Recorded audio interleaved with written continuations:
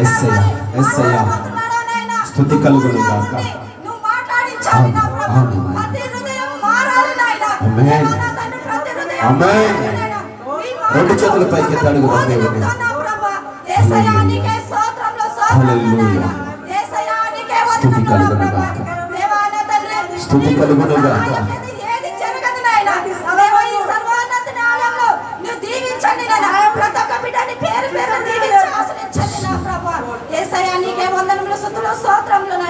దేవా మా నువ్వు వాక్యము విత్తబోతున్నప్పుడు మరి పాస్టర్ గారికి నువ్వు నూరంతర ఆశీర్వాదం కలిగించండి నాయన. శక్తిని బలాన్ని అండి నా ప్రభు.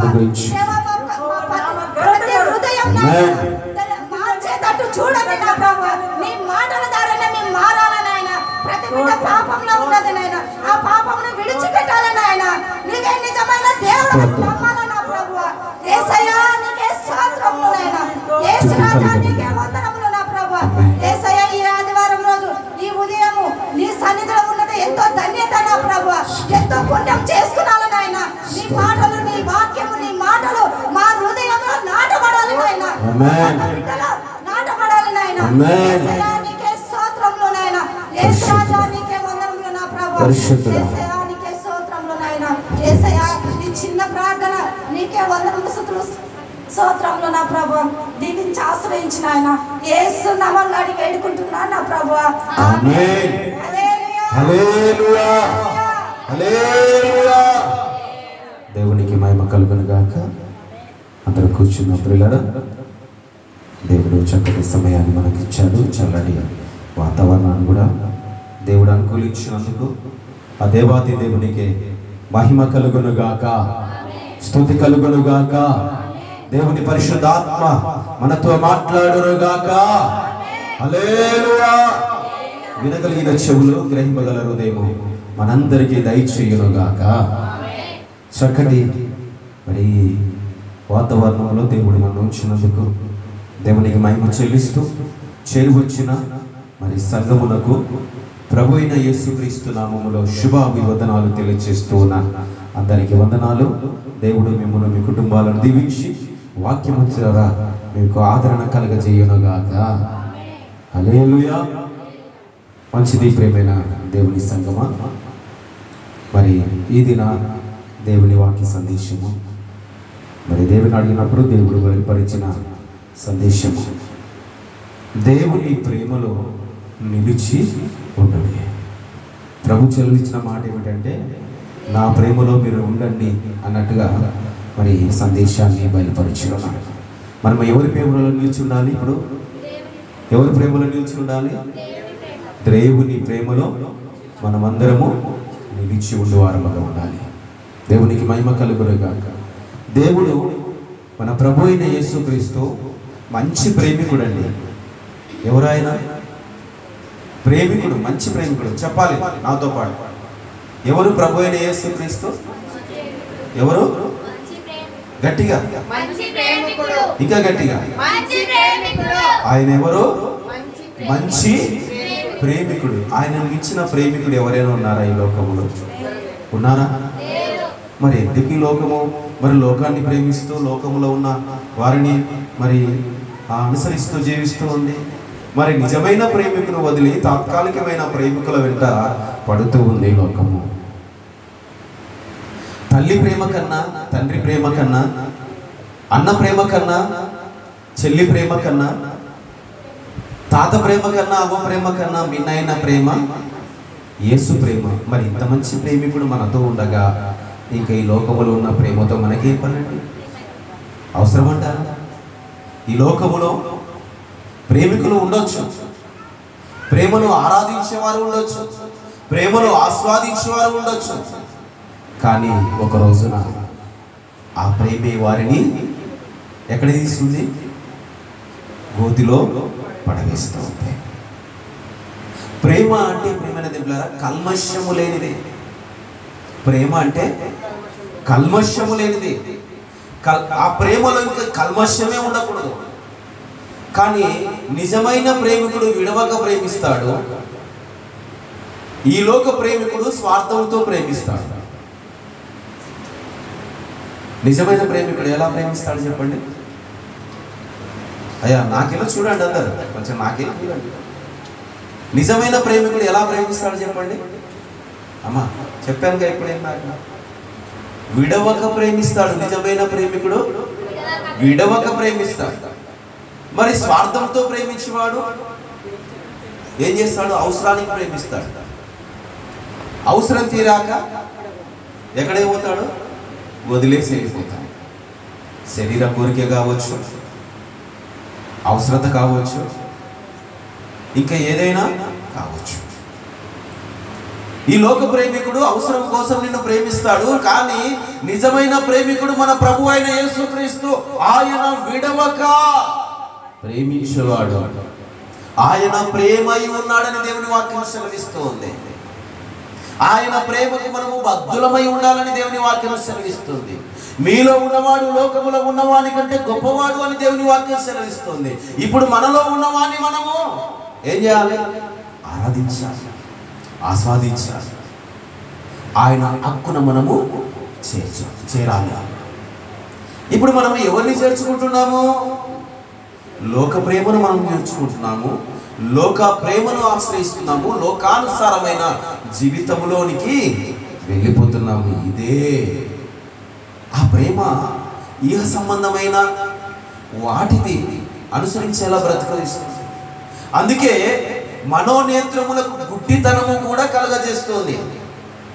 ఇహ సంబంధమైన దేవత మనోనేత్రములకు గుడ్డితనము కలగజేసి ఈ లోక ప్రేమను అనుసరించేలా చేస్తూ ఉంది. ఇహ సంబంధమైన దేవత, ఇహ సంబంధమైన దేవత అనగా ఈ లోకములో ఉన్న దేవత. హల్లెలూయా. అందుకే క్రీస్తునందు ప్రేమైన దేవుళ్ళరా, మీరు దేవుని బిడ్డలు. అవునా? మీరు దేవుని బిడ్డలేనా? దేవుని సన్నిధికి వచ్చారు, దేవుని బిడ్డలు, దేవుని జనాంగము, దైవ స్వరూపము. ఎందుకంటే ఆయన మన పోలికగా ఈ భూమి మీద జన్మించాడు. అంటే ఇప్పుడు మనం ఎవరి పోలికలో ఉన్నాం? ఆయన స్వరూపముతో మనల్ని తయారు చేసుకున్నాడు. మరలా ఆయన మన స్వరూపముతో మన పోలిక చొప్పున ఆయన భూమి మీదకి వచ్చాడు. అంటే ఇప్పుడు మనము ఎవరి స్వరూపము? దేవుని స్వరూపము, దేవుని పోలిక. కాబట్టి ప్రియ సహోదరి సహోదరులారా, అయితే ప్రియమైన వాళ్ళరా, ఈ లోక ప్రేమ అశాశ్వతమైనది. ఏమైనది? శాశ్వతమైందా? అశాశ్వతమైనది. అంటే కొంతకాలమే నిలుస్తూ ఉంది. ఇందాక మీతో పంచుకున్నట్టుగా అవసరానికి మాత్రమే అది ప్రేమించే ప్రేమ. అది అవసరానికి మాత్రమే ప్రేమించే ప్రేమ. ఆ ప్రేమ అశాశ్వతమైనది. కానీ నీతో దేవునికి ఎప్పుడూ అవసరం. నిన్ను విడవక ప్రేమించువాడు ప్రభు అయిన క్రీస్తు. నీవు రోగంతో ఉన్నా చూస్తాడు, వ్యాధితో ఉన్నా చూస్తాడు, పనిలో ఉన్నా చూస్తాడు. నువ్వు దేవుని సన్నిధికి రాకపోయినా నీ మీద కను దృష్టి ఉంచుతాడు. నువ్వు ఎక్కడ ఉన్నా ఆయన నీ మీద దృష్టి ఉంచుతాడు. అయ్యో, నా స్వరూపములో ఉన్న బిడ్డ ఈ లోక సంబంధమైన ఇహదేహం, మరి ఆ దేవత వారి మనోనేత్రములు గుడ్డితనము కలుగజేసింది, దారి తప్పిపోతూ ఉన్నదే అని చెప్పేసి నీ మీద దృష్టి ఉంచి నిన్ను తప్పిపోకుండా విడవక నీ ఎడల ప్రేమ చూపువాడు దేవుడు. మరి ఎవరైనా గ్రహిస్తున్నారా దేవుని ప్రేమను గురించి? ఎవరైనా తెలుసుకుంటున్నారా దేవుని ప్రేమను గురించి? ఎవరైనా ఆయన ప్రేమను పొందుకుంటూ ఉన్నారా? అవసరానికి దేవుడు అంటున్నారు, అవసరం తీరిపోయాక దేవుని మరుస్తూ ఉన్నారు. పరిశుద్ధ గ్రంథంలో ఒక వ్యక్తిని మీకు గుర్తు చేసి నేను సందేశంలోకి వెళ్తాను. ప్రియమైన దేవుని సంగమా, దేవుని చేత నాజీరు చేయబడినవాడు.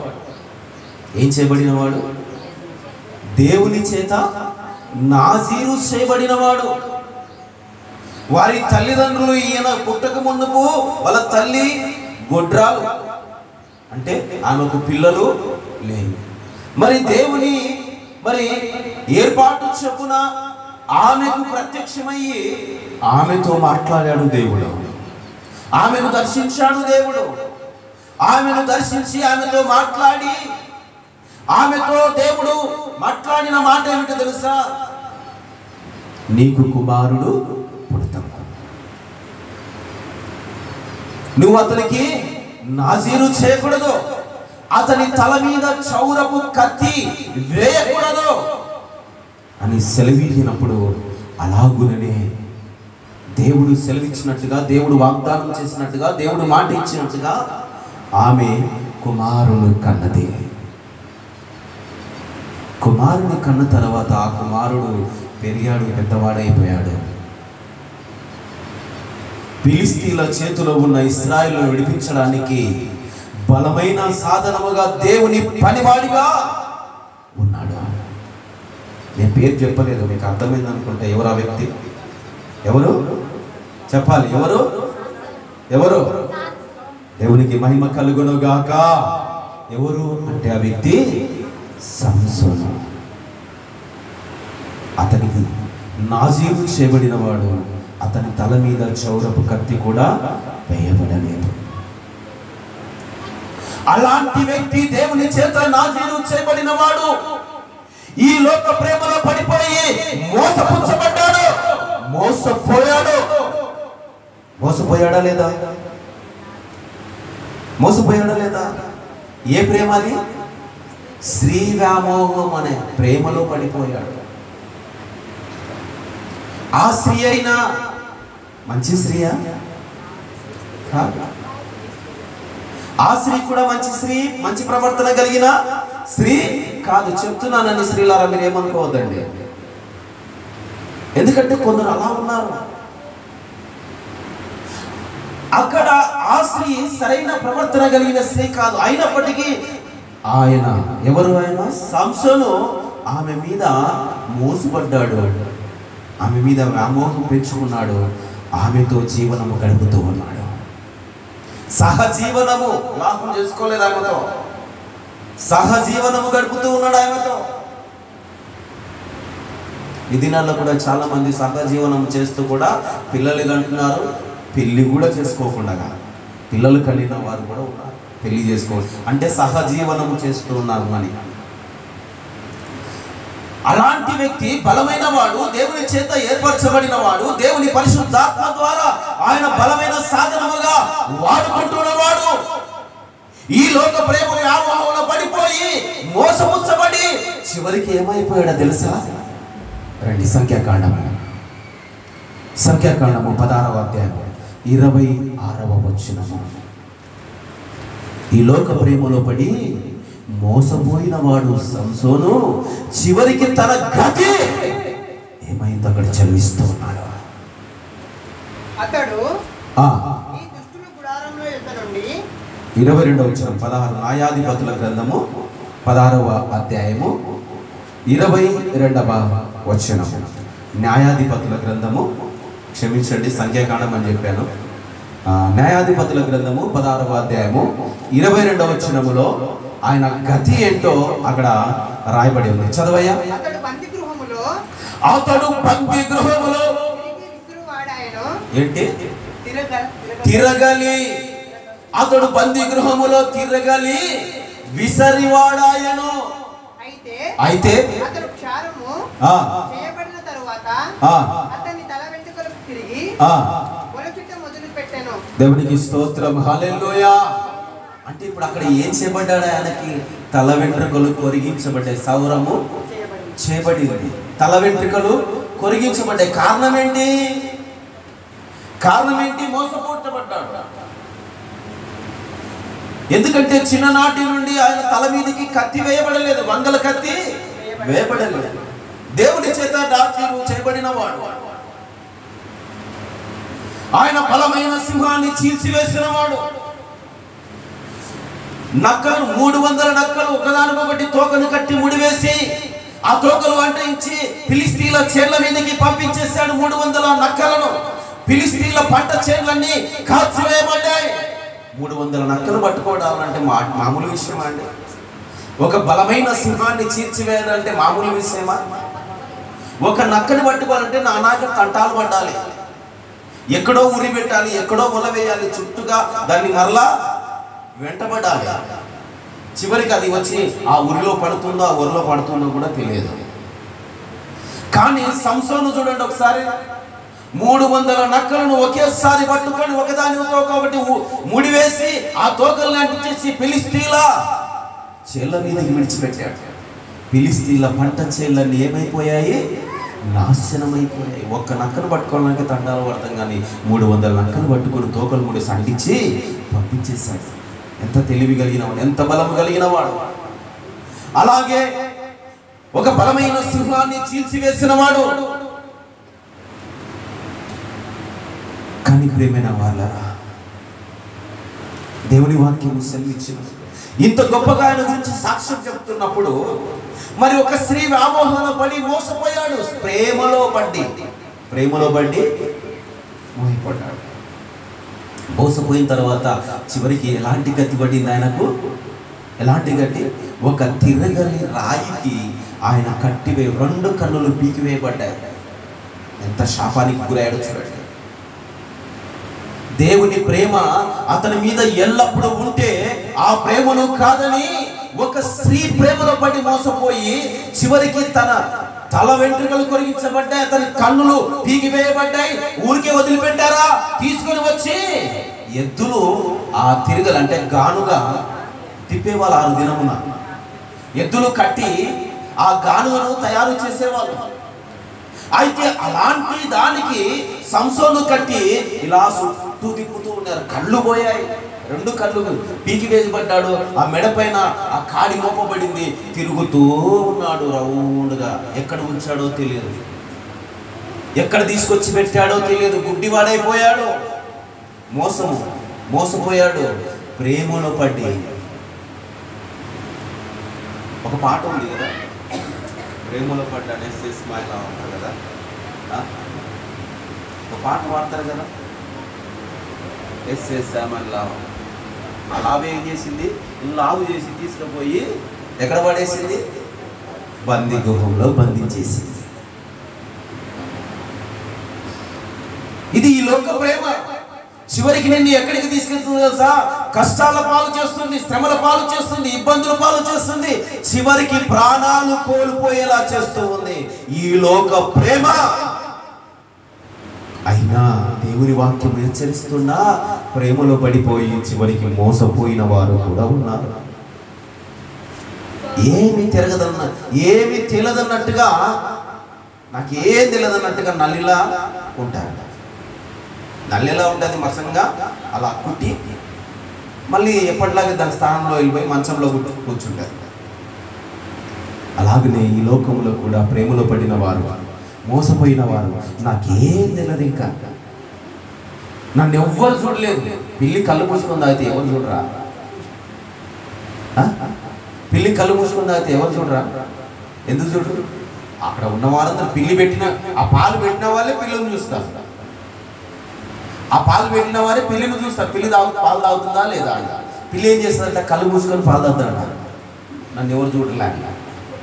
అలానే అయిపోయింది ఇప్పుడున్న యవ్వన బిడ్డలు, ప్రేమలో పడి మోసపోతున్న సమాజం.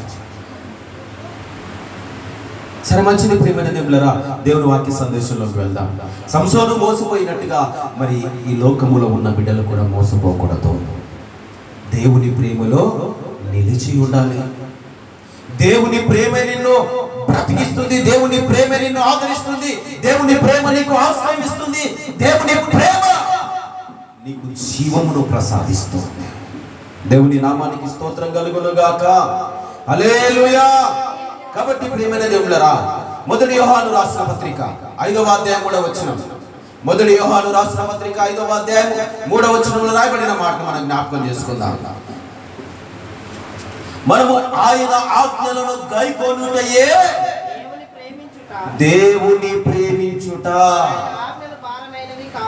ఏమంట?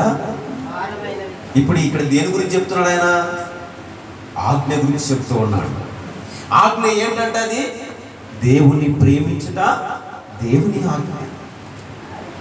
కానీ ఆయన ఆజ్ఞ ఎలాంటిదంట? ఒక కొండ లాంటిదా? ఒక కొండను తెచ్చి ఒక 10 మంది మీద పెడితే బరువు మోసుకొని నిలబడగలుగుతారా? ఎక్కడ ఉంటారో అడ్రస్ తెలియదు. ఆ కొండ తెచ్చి మీద పెట్టామంటే ఎక్కడ ఉంటారో అడ్రస్ తెలియదు. ఇక్కడ చెబుతున్న మాట ఏమిటంటే దేవుని ఆజ్ఞ ఎలాంటిదంట? భారమైనది కాదు. దేవుని ఆజ్ఞ భారమైనది కాదు కనుక ఏమని చెప్తున్నాడంటే మనము ఆయన ఆజ్ఞలను గైకొనుట, దేవుని ప్రేమించుట. ఎవరు ప్రేమించారు ఇప్పుడు? మొదటిగా మనము ప్రేమించామా లేకుంటే దేవుడు ప్రేమించాడా? చెప్పాలి. మొదటిగా ఎవరు ప్రేమించారు? ఎక్కడ ఉందా మాట? చెప్పారుగా దేవుడు అని. ఎక్కడ ఉందా అన్నమాట? బైబిల్ చదువుతున్నారా? చిన్న బైబిల్ బిజీ అయిపోయాం మనం. సరే మంచిది.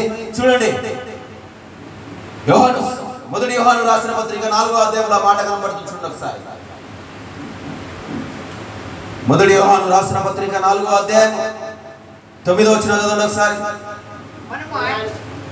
చదవండి, పోటీ పడండి. చర్చిలో పోటీ పడే మొదలు ఇంటికాడలో పోటీ పడి బైబిల్ చదివితే ఇంకా స్పష్టంగా మనం బైబిల్ చదవగలుగుతాం. చదవండి 9వ వచనం. మనము ఆయన ద్వారా జీవించినట్లు దేవుని తన అద్వితీయ కుమారుని లోకములోనికి పంపెను.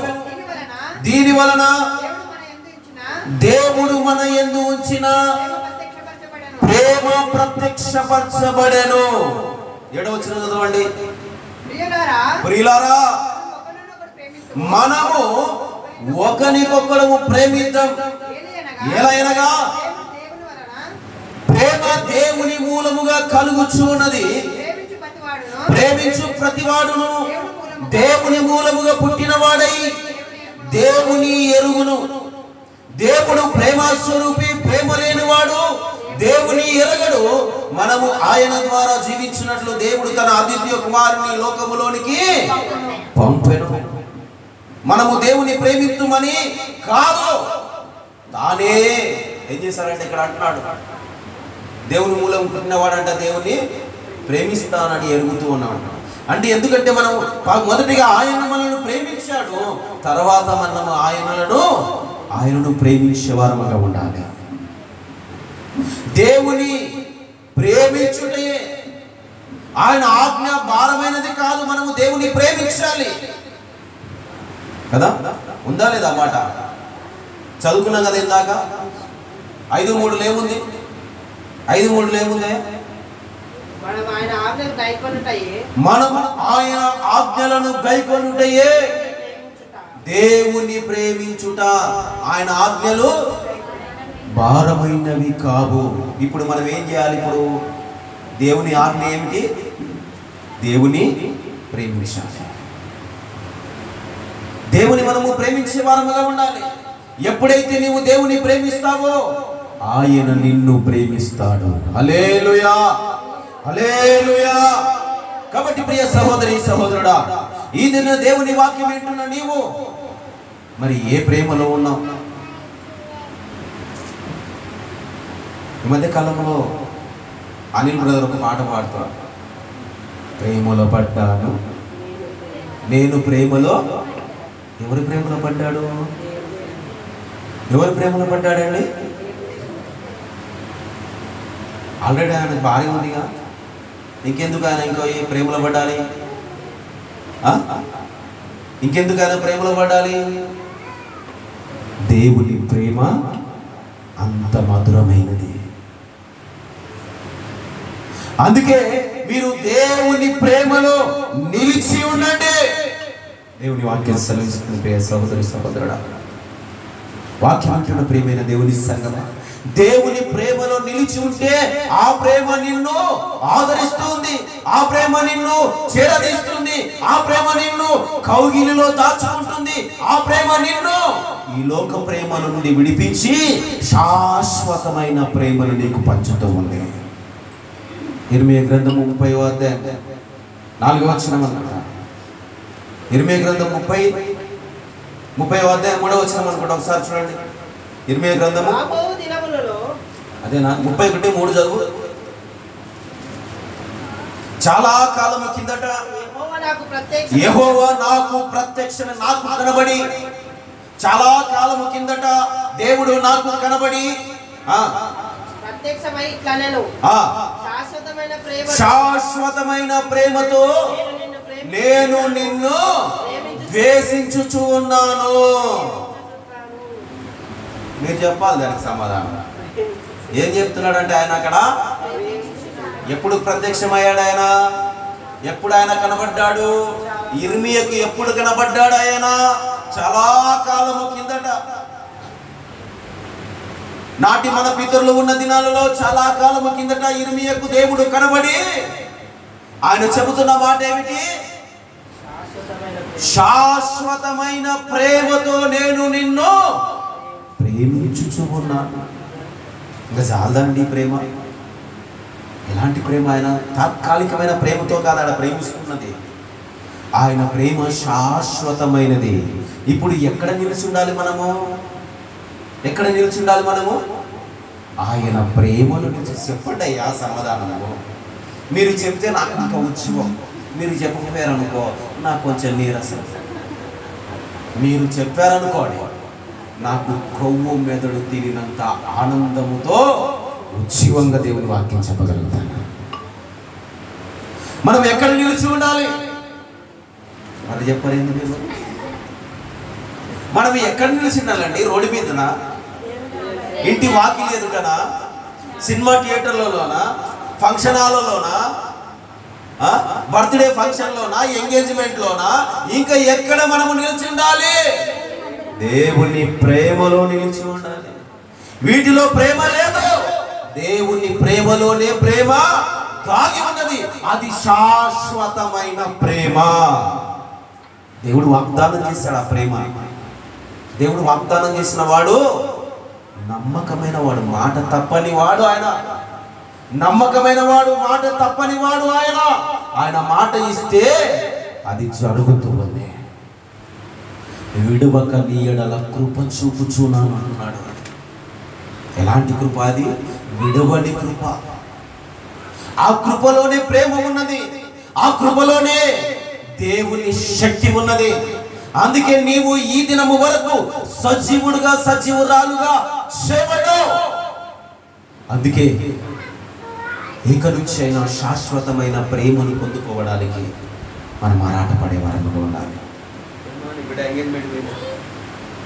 పోయిందా? పోతుంది, నాకు తెలుసు అది పోతుంది. దేవుని సన్నిధి కంటే లోక సంబంధులు అన్ని చేసే దానికోసమే మనం ఆరాటపడతాం. దేవుని ప్రేమ మనకు అవసరం లేదు. ఏదైనా అవసరం ఉన్నప్పుడు మాత్రం 10 సార్లు ఫోన్ చేస్తారు. పాస్టర్ గారు చెప్పే మాట మాత్రం విన్నాను. మంచిది ప్రేమైన వాళ్ళరా, దేవుని వాక్యంలో చెబుతున్న సంగతి ఏమిటంటే మనం ఆయన ఆజ్ఞను గైకొనుటయే దేవుని ప్రేమించుట. నువ్వు దేవుని ప్రేమించావనుకొని శాశ్వత ప్రేమ దక్కుతుంది. ఆయన ప్రేమలో నీవు నిలిచి ఉంటావు. దేవుని ప్రేమించకుండా దేవా నీ ప్రేమ నా పైన కుమరించయ్యా, ఏం చేస్తావు? పూర్ణ కన్నీళ్లు గార్చి ఏడుస్తూ ఉంటాం. ఆ సమయం వరకే కష్టం వచ్చినప్పుడు, దుఃఖం వచ్చినప్పుడు, నష్టం కలిగినప్పుడు, ఆదరణ లేనప్పుడు దేవుడు గుర్తొచ్చి దేవుని సన్నిధికి ప్రభువా నన్ను ఆదరించయ్యా. ఎప్పుడు ఆదరించాలంట దేవుడు? కష్టాల్లో ఉన్నప్పుడు, బాధలో ఉన్నప్పుడు, ఇబ్బందుల్లో ఉన్నప్పుడు. దేవుని ప్రేమలో నిలిచి ఉండకుండా, దేవుని వాక్యాన్ని గైకొనకుండా, దేవుని చిత్తాన్ని, దేవుని ఇష్టాన్ని తెలుసుకోకుండా నీవు ఇష్టానుసారంగా జీవించినప్పుడు, చివరికి నువ్వు బాధలో పడినప్పుడు, కుమిలిపోతున్నప్పుడు, నీవు శ్రమలో పడి ఉన్నప్పుడు దేవుడు గుర్తొస్తే దేవుడి దగ్గరికి వచ్చి కన్నీరు కారుస్తాడు.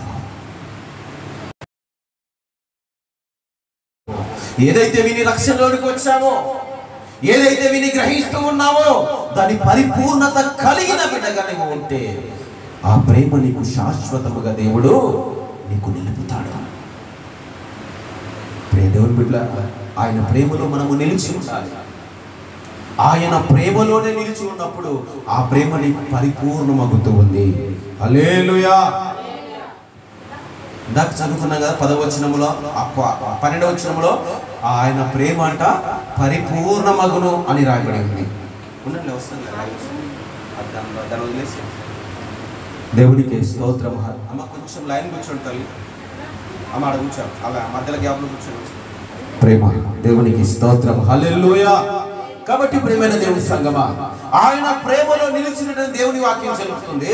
మరి ఎవరో నిలిచున్నామని చెప్తూ ఉన్నాడు ఇక్కడ యూదా పత్రిక ఒకే ఒక అధ్యాయం 21వ వచనం.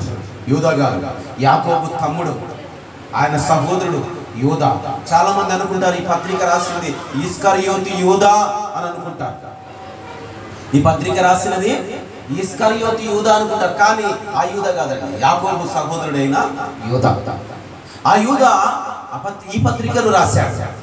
ఆయన శిష్యుల్లో ఒకడు, ప్రభు అయిన యేసుక్రీస్తు శిష్యులలో ఒకడై ఉన్న యూదా ఈ పత్రికను రాస్తూ ఆయన 21వ వచనంలో ఈ మాట 21, 23 వరకు చదవండి ఒకసారి.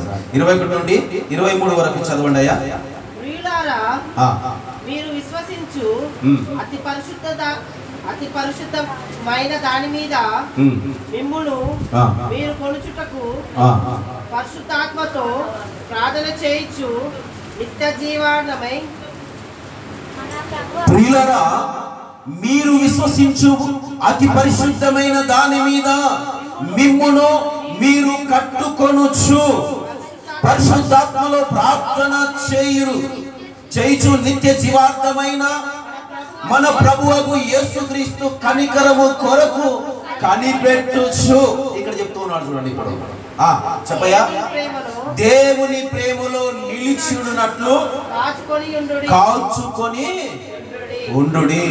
దేవుని ప్రేమలో నిలిచి ఉన్నట్లు ఏం చేయాలంట? కాచుకొని ఉండాలి. ఎలా ఉండాలి చెప్పాలి? ఎలా ఉండాలి? మనం దేవుని ప్రేమలో నిలిచి ఉండాలంటే, దేవుని ప్రేమలో మనం నిలిచి ఉండాలంటే ఎలా ఉండాలి చెప్పాలి అందరూ? కాచుకొని ఉండడం అంటే ఏంటి? కాచుకొని ఉండడం ఏంటి? ఇప్పుడు అడవిలోకి వెళ్ళాడు ఒక వేటగాడు అడవిలోనికి వెళ్ళాడు. దేనికి వెళ్తాడు వేటగాడు? ఏ ఇంటి దగ్గర ఉండబుద్ధి కాక అడవిలోకి వెళ్ళాడా? వేటగాడు అని చెప్పానుగా. వేటగాడు దేనికి పోతాడు? వేటాడడానికి పోతాడు. మరి దేని వేటాడాలి? ఇప్పుడు ఆయన తనకు ఆహారంగా ఏది అవసరమో దాన్ని వేటాడతాడు. వేటాడాలంటే ఏం చేయాలి? ఇప్పుడు ఆయన దగ్గర కొన్ని వస్తువులు ఉంటాయి. ఆయన వేటాడే వస్తువులు కొన్ని ఉంటాయి. ఏం చేస్తాడు? చూస్తాడు. మొత్తం అడవంతా గాలించి చూస్తాడు. ఏం చూస్తాడు ఆయన? ఆ వేటగాడు ఏం చూస్తాడు? అడవిలో ఏం చూస్తాడు చెప్పండి? ఇప్పుడు చెప్పాలి. అడవిలో ఏం చూస్తాడా? జంతువులు చూస్తే ఉంటారా? మనిషిని స్పర్శ తలంగానే ఏం చేయకపోతాయి? పారిపోతాయి. మరి ఇప్పుడు చూడవలసిన ఏంటి ఇక్కడ? జంతువులు ఎప్పుడు ఎక్కడ పొదిగి ఉంటాయో గుర్తులు చూస్తాడు వేటగాని. అది చూస్తాడు. వేటగాని లక్ష్యమే అది, వాడి గురి అది. వేటాడు వాడు ముందు కనిపెట్టవలసినది ఏంటంటే ఎక్కడా అవి పొదిగి ఉంటాయి, ఎక్కడ అవి తిరుగుతూ ఉంటాయి. ఫస్ట్ జాడలు చూస్తాడు. మరి ఎక్కడ పొదుగు ఉంటుంది అని చెప్పేసి దాని పొదను చూస్తాడు. ఆ పొదను చూసి ఏం చేస్తాడంటే ఆ పొద ఇరువైపులు పోవడానికి ఉండదు, ఒకే లోపల పోవాలి, బయటికి రావాలి. ఆడనే వాడు ఏం చేస్తాడు? దానికి ఊరి పెడతాడు. ఊరి పెట్టి ఏం చేస్తాడు? దూరంగా వెళ్ళేవాడు ఇప్పుడు ఏం చేస్తాడు చెప్పండి? దూరంగా వెళ్ళి ఏం చేస్తాడు? కాసుకొని కూర్చుంటాడయ్యా. ఏం చేస్తాడు ఇప్పుడు? ఉరి వేసి అనిలే పోయి ఇంటి దగ్గర సల్లా వండుకొని మళ్ళీ ఆ సాయంకాలానికి వచ్చి తీసుకొని పోదామంటాడా? వచ్చి ఆ ఉరి పెట్టిన తర్వాత వేటగాడు దాన్ని కాచుకొని కూర్చుంటాడు. కాచుకొని కూర్చున్న తర్వాత కొన్ని సమయానికి కావచ్చు, కొన్ని గంటలు కావచ్చు, సాయంకాలానికి కావచ్చు, వచ్చి ఆ ఊరిలో వాడు దేని నిమిత్తమైతే ఊరి పెట్టాడు ఆ ఊరిలో పడిపోతాడు. పడిపోగానే వెంటనే దానికోసం కాదు, పాపం నీళ్ళు కూడా తాగడా. ఒక విషయం చెప్తాను. చేపల వేటగాడంట చేపలు పోయాడంట. చేపల వేటకు వాడు చేపలు పోయి నీళ్ళలోనే వాడు ఉండేది. ఒక గ్లాస్ నీళ్ళు కాదు, ఒక దోశలు నీళ్ళు పట్టుకొని తాగొచ్చు కదా. నీళ్ళలోనే కదా ఉండేది, నీళ్ళకి దగ్గరేగా, ఎక్కడైతే లేవుగా పక్కనే. వాడేం చేశాడంట? గాలం వేసి చేప కోసం చూస్తున్నాడంట. ఓ పక్కనేమో దాహం అవుతుందంట, ఓ పక్కనేమో దాహం అవుతుందంట, ఓ పక్కనేమో చేపలు మాత్రము పడుతూనే ఉన్నాయంట. వీడేం చేశాడంట? చివరికి దప్పిక తీర్చుకోలేక అక్కడనే చచ్చాడంట. ఏమైపోయాడు? దేనికోసం వేటకు పోయాడు? చేపల వేటకు పోయి దాహం తీర్చుకోలేక పక్కనే ఉన్న నీళ్ళు పాపం, నీళ్లు తాగి ఇంకా చేప పడుతుంది, ఇంకో చేప పడుతుంది, ఇంకో చేప పడుతుంది, ఇంకో చేప. చివరికి ఆ తినే చేపలు ఏం చేశారు? వాళ్ళ ప్రాణాన్ని కోల్పోయాడు. ఇప్పుడు మనం కూడా ఏం చేయాలి? ఇప్పుడు కనిపెట్టుకొని ఉండాలి. అన్నీ కనిపెట్టుకోకపోతే దక్కదు, ఉన్నది కూడా పోతుంది. కానీ వాడేమో హాయిగా నీళ్ళు తాగకుండా కూర్చున్నాడు, భోజనం తెచ్చుకున్నాడు, తినుకుంటూ దానికి వెళ్ళి చూస్తున్నాడు, నీళ్ళు తాగకుండా అది వేటకెళ్ళి చూస్తున్నాడు. చేపలేటి వాడిలాగా చావలా. పడగానే నీళ్ళు తాగే సమయంలో నీళ్లు వాడేసుకుని తొందరగా దాన్ని పట్టేసుకొని, ఎందుకంటే కాచుకొని కూర్చున్నాడు దానికోసం. ఇప్పుడు మనం దేనికోసం కాచుకొని కూర్చోవాలి? ఇప్పుడు చెప్పండి, మనం దేనికోసం కాచుకొని కూర్చోవాలి? ఇప్పుడు ఏం చెప్తున్నాడు యూదా గారు? యూదా గారు ఏం చెప్తున్నారు? ప్రియులారా, ప్రియులారా, మీరు విశ్వసించు అతి పరిశుద్ధమైన దాని మీద మిమ్మును మీరు కట్టుకొనుచు. ఏం చేయాలంటే ఇప్పుడు మీరు దేనైతే విశ్వసిస్తున్నారో అతి పరిశుద్ధమైన దాని మీద మిమ్మును మీరు ఏం చేయాలంట? కట్టుకోవాలి. మొదటిగా మనము సిద్ధపడాలి. ఇప్పుడు ఏదైనా మనము పొందుకోవాలన్నప్పుడు, ఏదైనా మనం తెచ్చుకోవాలన్నప్పుడు ఏం చేస్తాం? సిద్ధపాటు కలిగి ఉంటామా లేదా? ఇప్పుడు మనము విశ్వసిస్తున్నాం, ఏదైతే మనము పొందుకోవాలని ఆశపడుతున్నామో మనలో విశ్వాసం ఉంది. విశ్వాసానికి తగినట్టుగా మనం ఏం చేయాలి? ఇప్పుడు అతి పరిశుద్ధమైన దాని మీద మనము కట్టుకోవాలి. అతి పరిశుద్ధమైన దాని మీద మనల్ని కట్టుకొనొచ్చు. అక్కడ చెప్తున్న మాట ఏమిటంటే, మిమ్మును మీరు కట్టుకొనొచ్చు పరిశుద్ధాత్మలో ప్రార్థన చేయుడి. దేవునికి స్తోత్రం కలుగును గాక. హల్లెలూయా. ఏం చేయాలంట? పరిశుద్ధాత్మలో ప్రార్థన చేయాలి. కట్టుకొనుచు, ఇక్కడ ఊరికే ప్రార్థన చేయమనలా. అతి పరిశుద్ధమైన దాని మీద మిమ్మును మీరు కట్టుకొనుచు ఏం చేయాలంట? ప్రార్థన. పరిశుద్ధాత్మలో ప్రార్థన చేయాలి. పరిశుద్ధాత్మలో ప్రార్థన చేసినప్పుడంట నిత్య జీవార్థమైన మన ప్రభువుకు యేసుక్రీస్తు కనికరము కొరకు కనిపెట్టుచు దేవుని ప్రేమలో నిలిచి ఉండునట్లు ఇప్పుడు మీరు కాచుకొని ఉండుడి. ఇప్పుడు ఇందులో మనం చదువుకున్న మాటలు ఎన్ని మాటలు ఉన్నాయి? అక్కడ ఎన్ని మాటలు ఉన్నాయి చెప్పాలి? ఎన్ని మాటలు ఉన్నాయి? ఒకటి, విశ్వాసం అతి పరిశుద్ధమైన దాని మీద కట్టుకోవాలి. మన విశ్వాసాన్ని అతి పరిశుద్ధమైన దాని మీద కట్టుకోవాలి. ఒకటి. రెండవది ఏముంది? పరిశుద్ధాత్మలో ప్రార్థన చేస్తూ ఉండాలి. మొదటి ఏముంది? మనలో ఉన్న విశ్వాసమును బట్టి మనం ఇంకా బలపడాలి అంటే మన విశ్వాసము ద్వారా అతి పరిశుద్ధమైన దాని మీద కట్టబడాలి.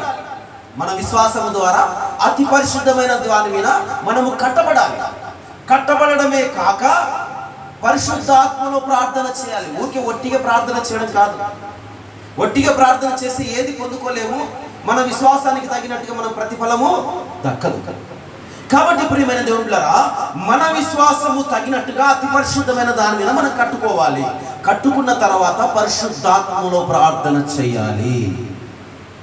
పరిశుద్ధాత్మలో ప్రార్థన చేసిన తర్వాత ఏం చేయాలి? ఇప్పుడు మనకు నిత్య జీవార్థమైన మన ప్రభు అయిన యేసుక్రీస్తు కనికరము కొరకు మనం ఏం చేయాలంట? కనిపెట్టుచు. ఇప్పుడు కనికరము కొరకు మనం కనిపెట్టుకోవాలి. ఎందుకంటే మనకు నిత్య జీవార్థమైన మన ప్రభు అయిన యేసుక్రీస్తు, మనకు నిత్య జీవాన్ని ఇవ్వడానికి మన ప్రభు అయిన యేసుక్రీస్తు మనతో ఉన్నాడు, మన పక్షాన ఉన్నాడు. ఎప్పుడు ఆయన వ్యాజ్యమాడు వాడిగా ఉన్నాడు, తండ్రిని వేడుకొని వాడిగా ఉన్నాడు. అందుకే ఆయన కనికరము కొరకు మనము ఏం చేయాలంట? ఆయన ప్రేమలో నిలిచి ఉన్నట్లు కాచుకొని ఉండాలి. ఆయన కనికరము కొరకు ఆయన ప్రేమలో నిలిచి ఉన్నట్లు మనము కాచుకొని ఉండాలి. ప్రేమైన దేవులారా, కీర్తన గ్రంథంలో ఒక మాట ఉంది, ఆయన గుమ్మముల యొద్ద ఏమై ఉండాలంట? కాచుకొని ఉండాలి. ఆయన ద్వారబంధముల యొద్ద ఏమై ఉండాలంట? నిలిచి ఉండాలంట. అందుకే ప్రియ సహోదరి సహోదరుడా, మనము ఎప్పుడైతే కాచుకొని ఉంటామో ఆయన ప్రేమలోనే నిలిచి ఉంటాం. ఇంకా దేని మీద ఉండం. ఆయన ప్రేమలో నిలిచి ఉండాలంటే మనకి ఇక్కడ 3 మాటలు కనబడ్డాయి. ఒకటి, మన విశ్వాసము అతి పరిశుద్ధమైన దానిని కట్టుకోవాలి. రెండవది, పరిశుద్ధాత్మలో ప్రార్థన చేయాలి. మనకు నిత్య జీవార్థమైన మరి జీవమును ఇచ్చువాడు కొరకు, కనికరము కొరకు కనిపెట్టుకొని ఉండాలి. ఈ లాభం ఎప్పుడైతే ఉంటామో ఆయన కనికరము, ఆయన ప్రేమ, ఆయన ఆదరణ, ఆయన కృప మన ఎడల ఉంచబడుతుంది. అప్పుడు ఆయన ప్రేమలో మనము నిలవగలుగుతాం. మనకు కనికరమును ఇచ్చేవాడు ఆయన, కనికరము చూపువాడు ఆయన, ఆయన కనికరము చొప్పున మనలందరినీ ఆదరించేవాడు ఆయన. కాబట్టి దాని నిమిత్తం మనము కనిపెట్టుకొని వారమై ఉండాలి. హల్లెలూయా.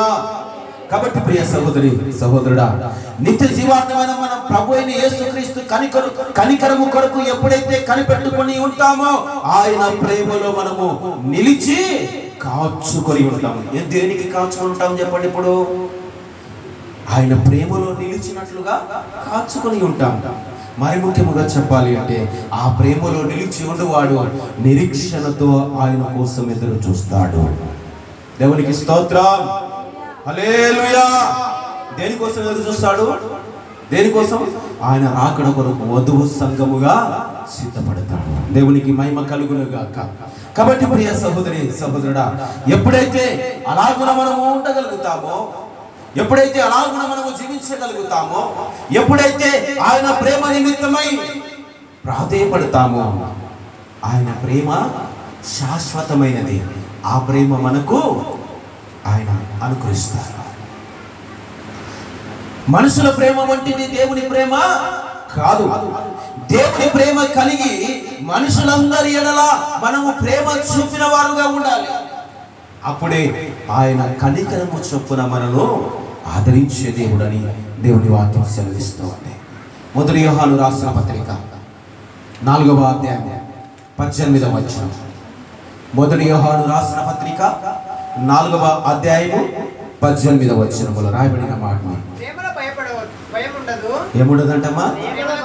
ప్రేమలో భయము ఉండదు. అంతేకాదు, పరిపూర్ణ ప్రేమ భయమును వెళ్ళగొడుతుంది. గట్టిగా చప్పట్లు కొడదాం ఒకసారి. దేవునికి స్తోత్రం కలుగును గాక. ఏముండదంట ప్రేమలో? ఏ ప్రేమలో ఉండదు? ఆ ప్రేమ ఎవరిది? ఆ ప్రేమ ఎవరిది చెప్పండి? అది లేదు. Praise the Lord. దేవునికి స్తోత్రం కలుగును గాక. ఇప్పుడు ప్రేమలో మనకు ఏముండదంట? ప్రేమలో భయం అనేది ఉండదు. ఎప్పుడైతే దేవుని ప్రేమను మనము పొందుకోగలిగిన వారముగా ఉంటామో ఆ ప్రేమ మనకు ధైర్యాన్ని ఇస్తుంది. ఆ ప్రేమ మనకు ఆదరణిస్తుంది. ఆ ప్రేమ మనను ఆదరిస్తుంది. ఆ ప్రేమ వలన మనకు భయం అనేది ఉండదు. దేవునికి మహిమ కలుగును గాక. అందుకే అక్కడ సెలవివ్వబడిన మాట ఏమిటి ప్రియదేవులంటే, ప్రేమలో భయం ఉండదు. అంతేకాదు, ఏమంటున్నాడు అక్కడ? పరిపూర్ణమైన ప్రేమ, పరిపూర్ణ ప్రేమ భయమును కూడా వెళ్ళగొడుతూ ఉంది. భయం ఉండడమే కాక భయాన్ని కూడా వెళ్ళగొడుతుందంట. ఆ భయం ఎట్లా వెళ్ళగొడుతుంది? ఎవరైనా భయపడుతున్నారు అనుకున్నారు, వారిని ఆదరించి చేరదీసి హక్కును చేర్చుకొని ధైర్యపరుస్తున్నప్పుడు ఆ మనిషికి ఇంకెందుకు భయపడతాడండి? అలాంటిది దేవుని ప్రేమ. అలాంటి ఆదరణ కలిగిస్తుంది దేవుని ప్రేమ. అలాంటి నెమ్మదినిస్తుంది దేవుని ప్రేమ. అలాంటి కృప చూపుతుంది దేవుని ప్రేమ. అలాంటి నిత్య జీవార్థమైన కృప మనకు అనుగ్రహించబడుతుంది దేవుని ప్రేమలో. అందుకే మనం ఎక్కడ నిలిచి ఉండాలి ఇప్పుడు చెప్పండి? లోకములోనా, దేవునిలోనా? దేవుని ప్రేమలో మనము నిలిచి ఉండాలి. అందుకే ప్రియులారా, మనము దేవుని ప్రేమలో ఎప్పుడైతే నిలవగలుగుతామో మనకు భయం అనేది ఉండదు. దేవుని ప్రేమ లేకుంటే భయం పడుతుంది. దేవుని ప్రేమ మన మీద లేకుంటే భయం ఉంటుంది. దేవుని కనికరం మన మీద లేకుంటే భయపడుతుంది. భయపడని వాడు దేవుని ప్రేమను పొందుకున్నవాడు.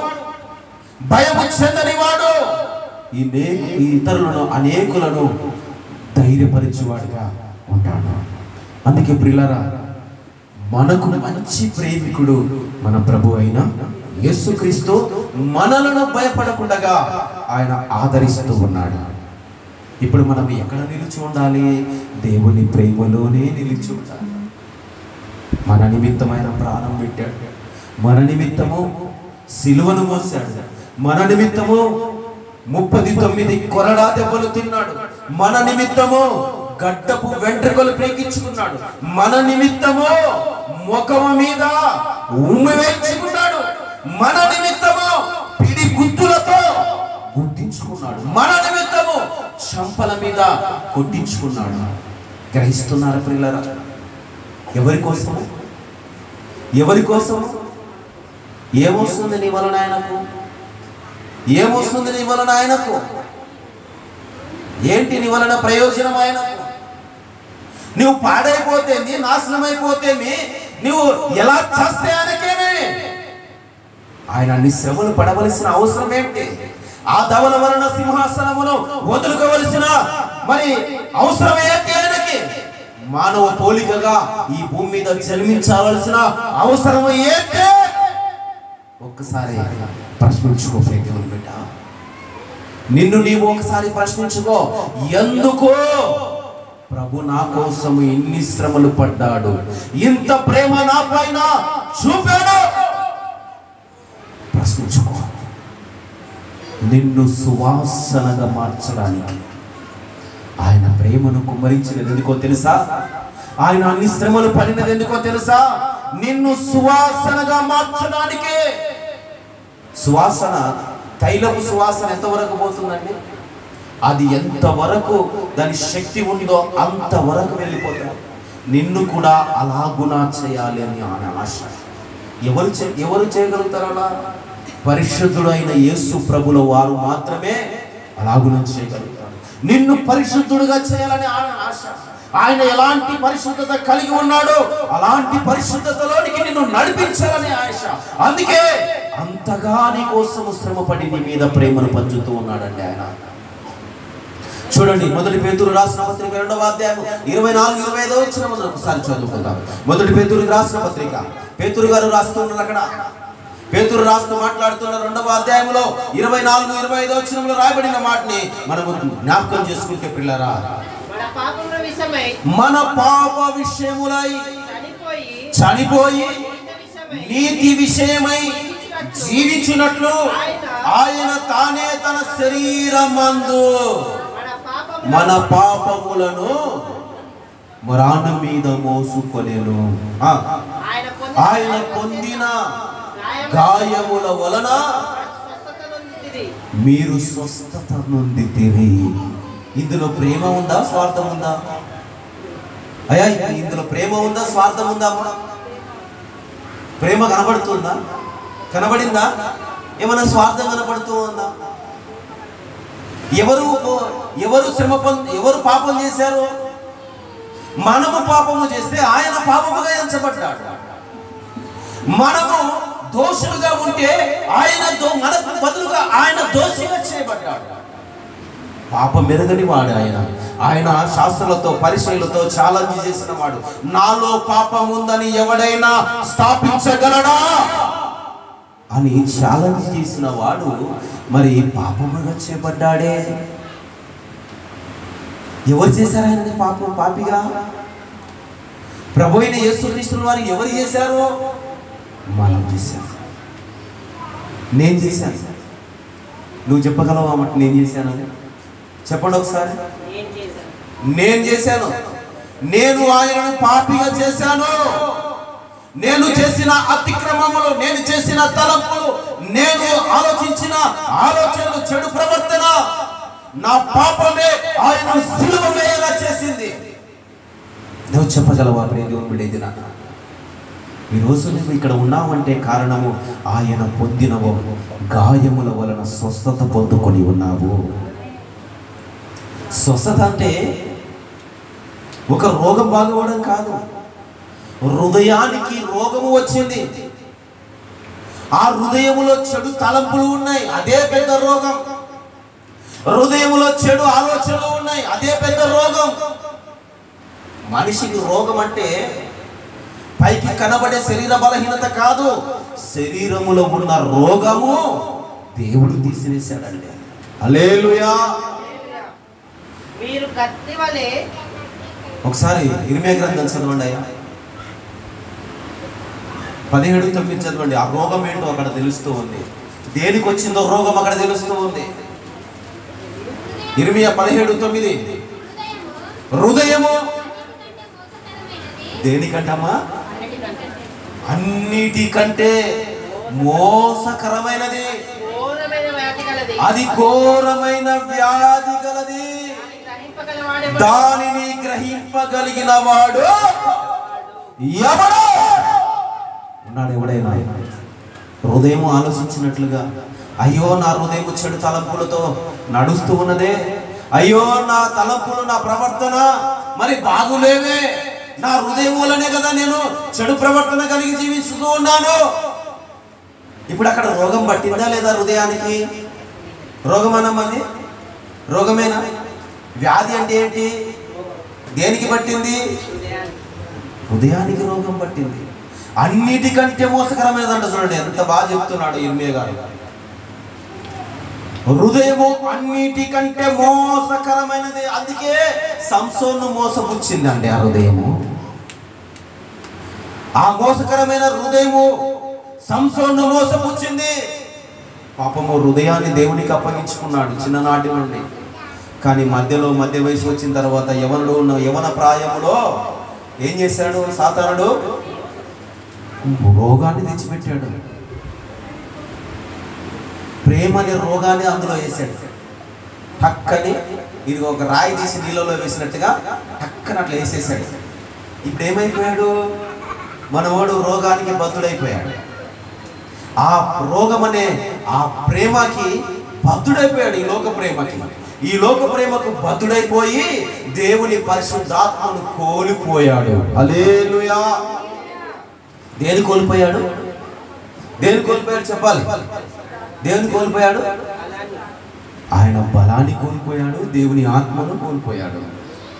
దేవుని ఆత్మను కోల్పోతే అన్ని కోల్పోతాం. ఇంకా దేవుని ఆత్మ కోల్పోతే అన్ని కోల్పోతాం. కానీ దాన్ని గ్రహించిన వాడు ధన్యుడు. ఎన్నెన్నో కోల్పోతుంటాం. దేవుని ఆత్మ లేకుండా ఎన్నో కోల్పోతుంటాం. కానీ ఎవరు దాన్ని మనసున పెట్టరు. కానీ ఒక సమయం మన మనసున పెడతారు. అయ్యా దేవా నాకు శ్రమ వచ్చింది, చేయగలిగిన తర్వాత ఆకుపట్టుకోవడానికి వస్తారు మన వాళ్ళు. చెయ్యి బాగా కాలింది, అప్పుడు వచ్చి ఆకుపట్టుకుంటాడు, మందు పోసుకుంటాడు. అని నీ చేయగలకముందే ఆకుపట్టుకోరని చెప్తుంటే వినము. హృదయం పాడు కాకముందే హృదయంలో దేవుని వాక్యం ఉంచుకోరా అంటే వినము. దావీదు ఎప్పుడు వచ్చాడు దేవుని యొద్దకు? పాడైపోయిన తర్వాత వచ్చాడు. పాడైపోయిన తర్వాత బుద్ధి వచ్చిన తర్వాత దేవుని యొద్దకు వచ్చి, ప్రభువా ఇప్పుడు పాపము చేయకున్నట్లు నా హృదయంలోని వాక్యం ఉంచుకొని. అలా ఉండాలి, అలా ఒప్పుకోవాలి, అలా దేవుని సన్నిధిలో ప్రార్థించాలి. హృదయం ఘోరమైన వ్యాధి. దేవుని ప్రేమ నీలో ఉంచినట్టు ఆ వ్యాధి నుంచి నువ్వు తొలగిపోవాలి. అందుకే ప్రేమని దేవులారా, ఆ హృదయం అనే ఘోరమైన వ్యాధికి స్వస్థత కలగజేయడానికే ఆయన గాయపరచబడ్డాడు. ఆయన మనము చేసిన అతిక్రమములకు, మనము చేసిన పాపములకు, మనము చేసిన తలంపులకు ప్రభు అయిన యేసుక్రీస్తు మన నిందలు ఆయన మీద మోపబడ్డాయి. 53వ అధ్యాయం యెషయా గ్రంథం 53లో అక్కడ ఉంటుంది చూడండి. 5వ వచనం చదవండి ఒకసారి. 5వ వచనం యెషయా గ్రంథము 53 5వ వచనంలో రాయబడిన మాటలు చక్కగా ఉంటాయి. అక్కడ మన అతిక్రమములను బట్టి ఎవరు ఆయన? దేవుని ఎదుట లేత మొక్క వలె పెరిగిన వాడు ప్రభు అయిన యేసుక్రీస్తు. హల్లెలూయా. దేవుని ఎదుట లేత మొక్క వలె పెరిగిన వాడు, శ్రమ అంటేనే తెలియని వాడు, బాధ అంటేనే తెలియని వాడు, ఆయన లేకుండా భూమి మీద ఏది కలగలేదు. అలాంటి వాడు భూమి మీదకి వచ్చిన తర్వాత శ్రమలు అనుభవించాడు, కంటికి నిద్ర లేదు. ఎందుకోసం అండి? ఎవరి మీద ప్రేమతో ఇవన్నీ చేస్తున్నాడు? ఎవరి కోసం ఇవన్నీ ఆయన చేస్తూ ఉన్నాడు? నిన్ను ప్రేమగా ఆదరించి తన కౌగిలిలో దాచుకోవాలని. అందుకే ప్రియులారా, నీవు రక్షణ పొందుకున్నప్పుడు నీ క్రియలు మొదటగా ఎలాగున్నావో ఆ మొదటి క్రియను నీవు కొనసాగిస్తూ రావాలి. అప్పుడే నీవు దేవుని ప్రేమలో నిలిచి పరిపూర్ణులు మీరు అవుతారు. అది చదువు, ఇప్పుడు చదువు ఆ వచనము. మన దోషములను బట్టి నలగగొట్టబడెను,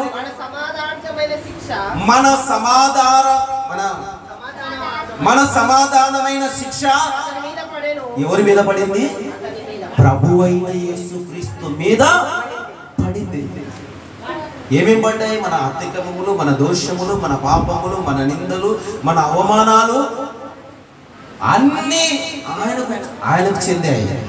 ఆయన మనకు బదులుగా ఆయన అవమానము నొందుతూ ఉన్నాడు. మనకు బదులుగా నిందలు పడుతూ ఉన్నాడు. మనకు బదులుగా పాపమును నిందలు భరిస్తూ ఉన్నాడు. ప్రియ సహోదరి సహోదరుడా, ఒక్కసారి ఆలోచన చేయి. ఒక్కసారి నువ్వు గ్రహించు. ఒక్కసారి నీవు ఆయన ప్రేమను పొందుకున్నావా? పొందుకున్నట్లయితే నీ హృదయానికి పట్టిన రోగము వదిలివేయబడుతూ ఉంది. కాచుకొని కూర్చో. ఆయన కనికరము కొరకు, నీ హృదయ శుద్ధి కొరకు, నీ తలంపుల కొరకు ఆయన ప్రేమ నీవు పొందుకున్నకు కాచుకొని కూర్చో. కొంచెం జరగండి, ఈ 2 లైన్లు జరగండి, కొంచెం జరగండి. మీరు కాదు, మీరు అట్లే శాంతి జరగండి. ఎవరైనా వచ్చేవాళ్ళు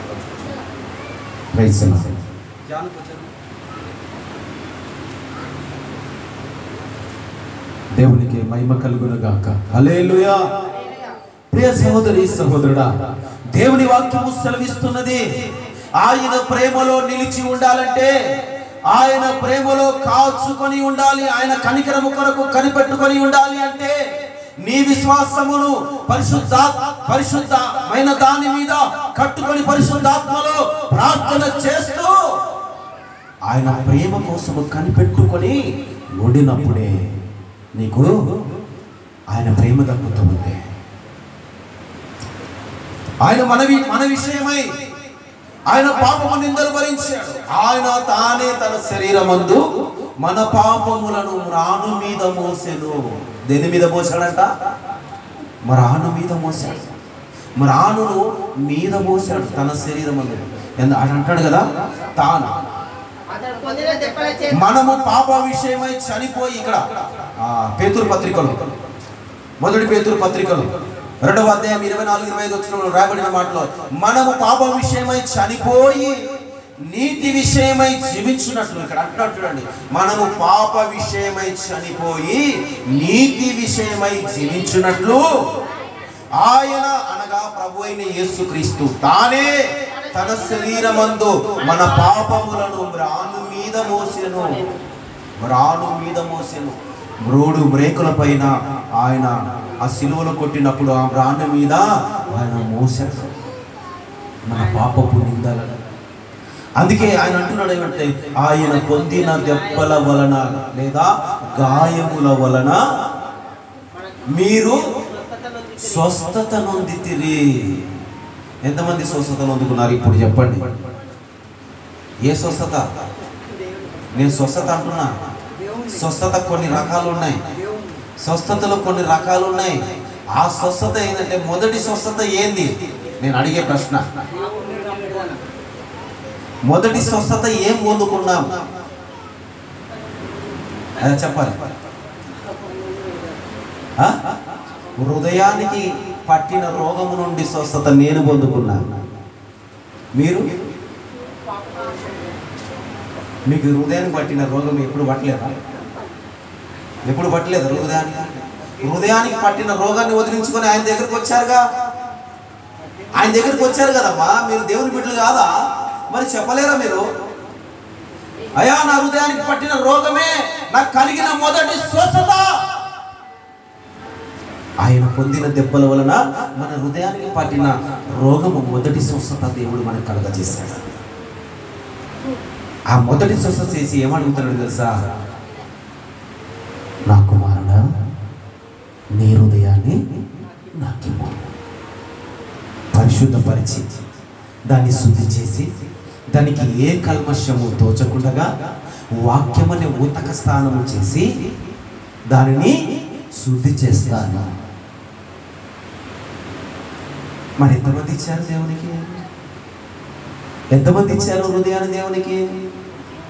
1 2 సగమే ఉన్నాయి. అంటే సగమే హృదయాన్ని దేవునికి ఇచ్చారు.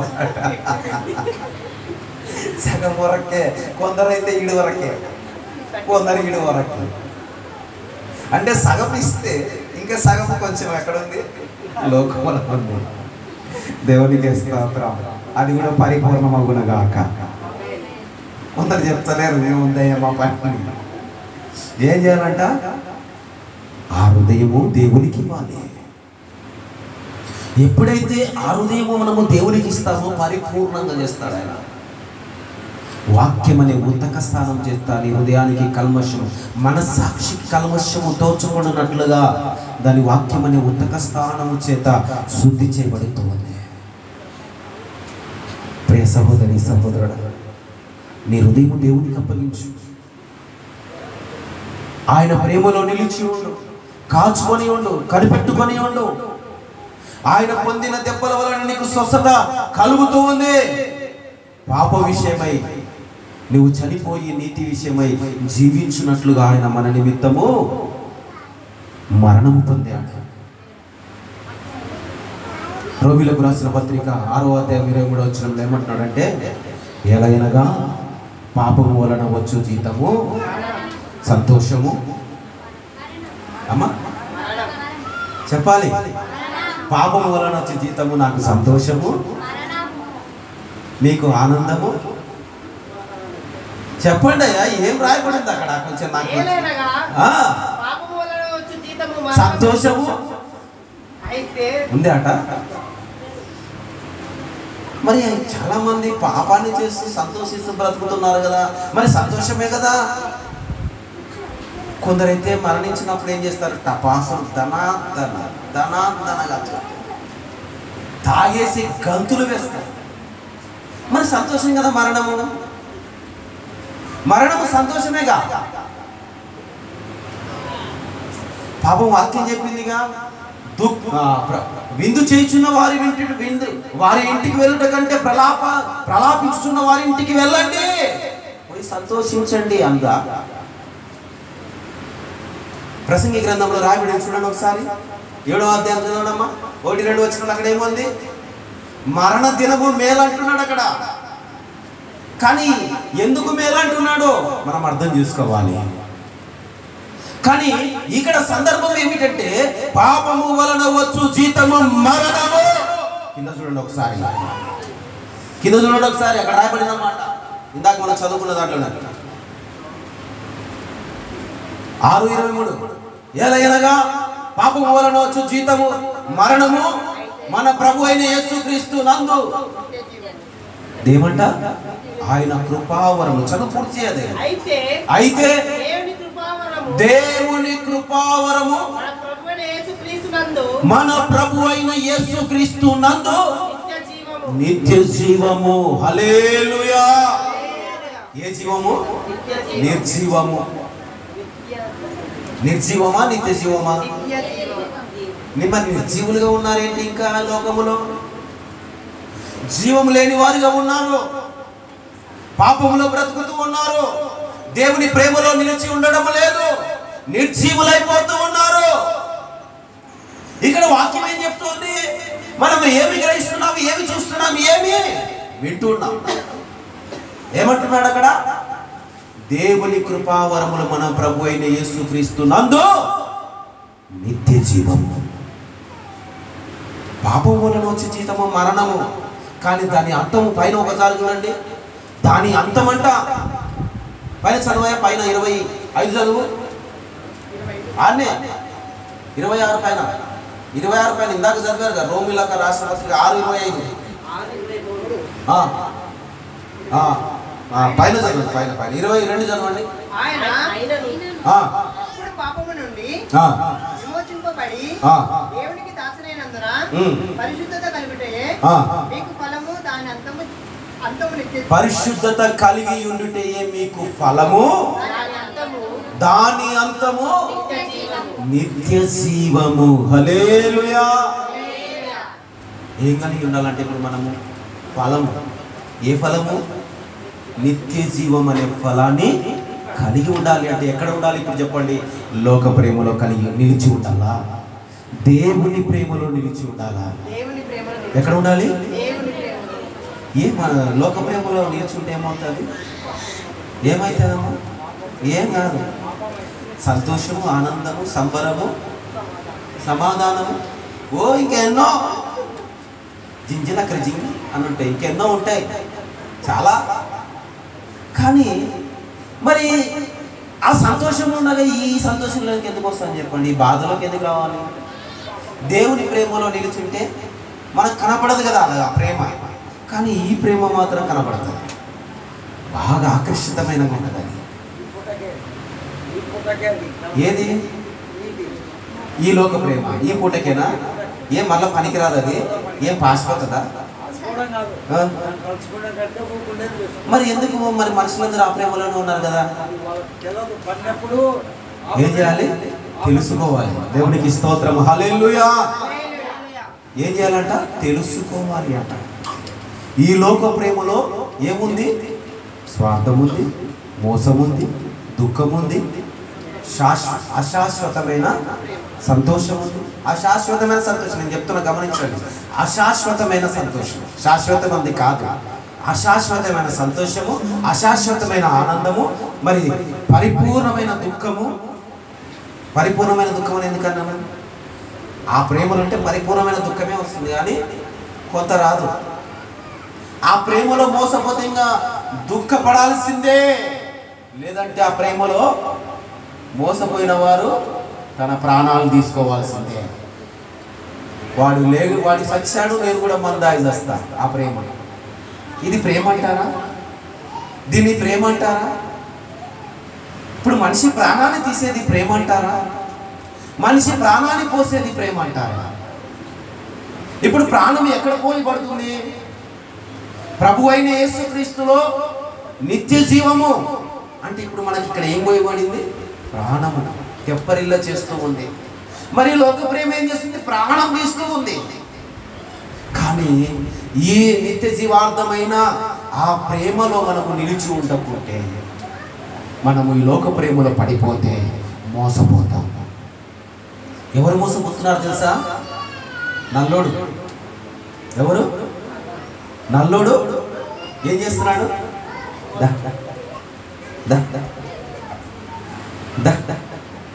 ఇదో వాడు బాగున్నాడు, నీకు సరిపోతున్నాడు. ఇదో దా.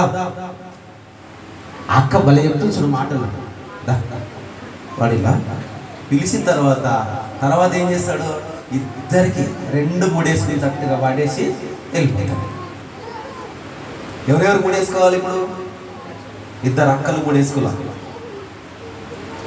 వారికి 3 వేసుకోవడం కాదు, ఒకరిదొకరు ఇద్దరు 2-3 వేసుకునేలా ఉంటుంది. వాడు పెట్టే తగాద మామూలుగా ఉండదు. ఎందుకు చెప్తున్నాను అర్థం చేసుకుని కూడా. వాడు పిలుస్తాడు, కానీ ప్రభు కూడా పిలుస్తూ ఉన్నాడు. వాడు పిలిచినట్టుగా పిలవడంలా, వాడు ఆకర్షించినట్టుగా ప్రభు ఆకర్షించడంలా, వాడు చెప్పినట్టుగా ప్రభు చెప్పడం లేదు. వాడేమో వచ్చి ఈ లోక ప్రేమలో పడి మిమ్మల్ని మీరు నాశనం చేసుకోండి రండి అని పిలుస్తున్నాడు సాతానుడు. ప్రభు ఏమో చెప్తున్నాడు తెలుసా? ప్రయాసపడి భారపడుచున్న సమస్త జనులారా నా ఎద్దుకు రండి, మీ ప్రాణమునకు విశ్రాంతిని కలగచేస్తాను. అంటే ఇందులో ఏముంది? ఇందులో ఏముంది?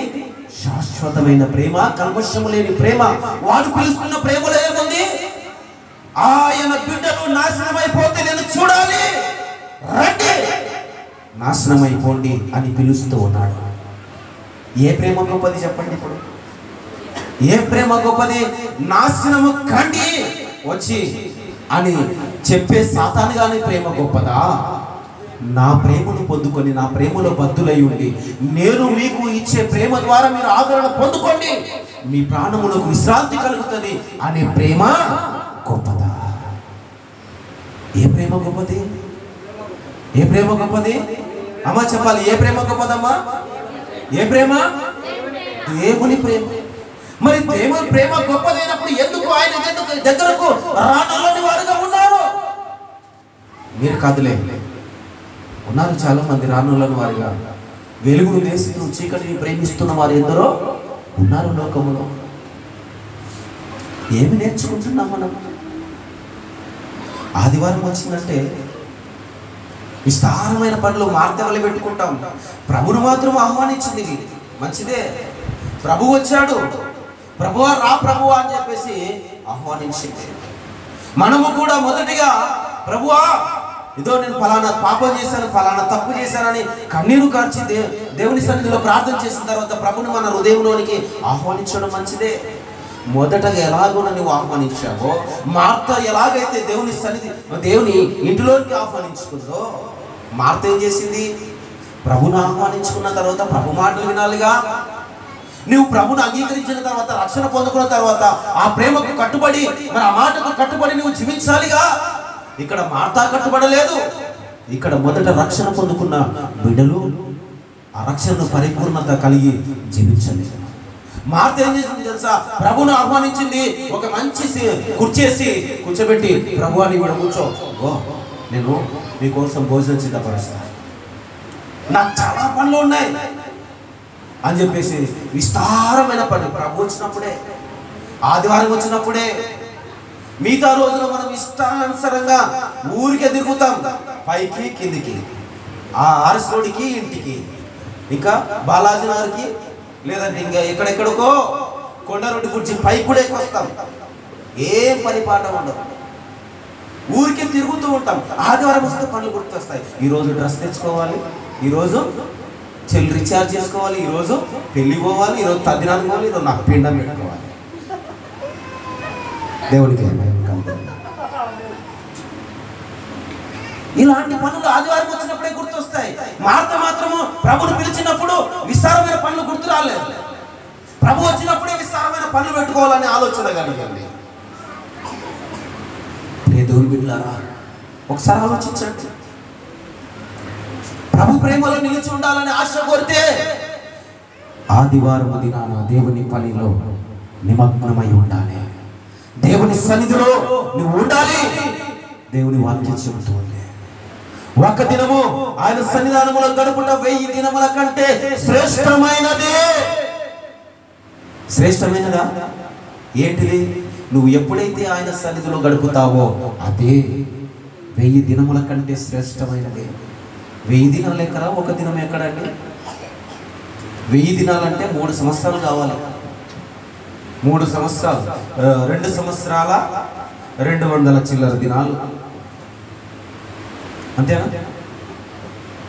200, 170 లేదా 200, 700 అంతే. ఎన్ని దినాలు? 1000 దినములు ఎన్నయ్యా? లెక్కే. ఈ 1000 దినములు 365 ఇంటూ కొట్టు, 3 కొట్టు, ఎంతంటే 1095. అంటే ఇప్పుడు 1000 దినాలతో పోలుస్తున్నా, అంటే 300 సంవత్సరాలకు దగ్గరగా పోలుస్తున్నాడు. ఒక్క దినము దేవుని సన్నిధిలో పెడతా.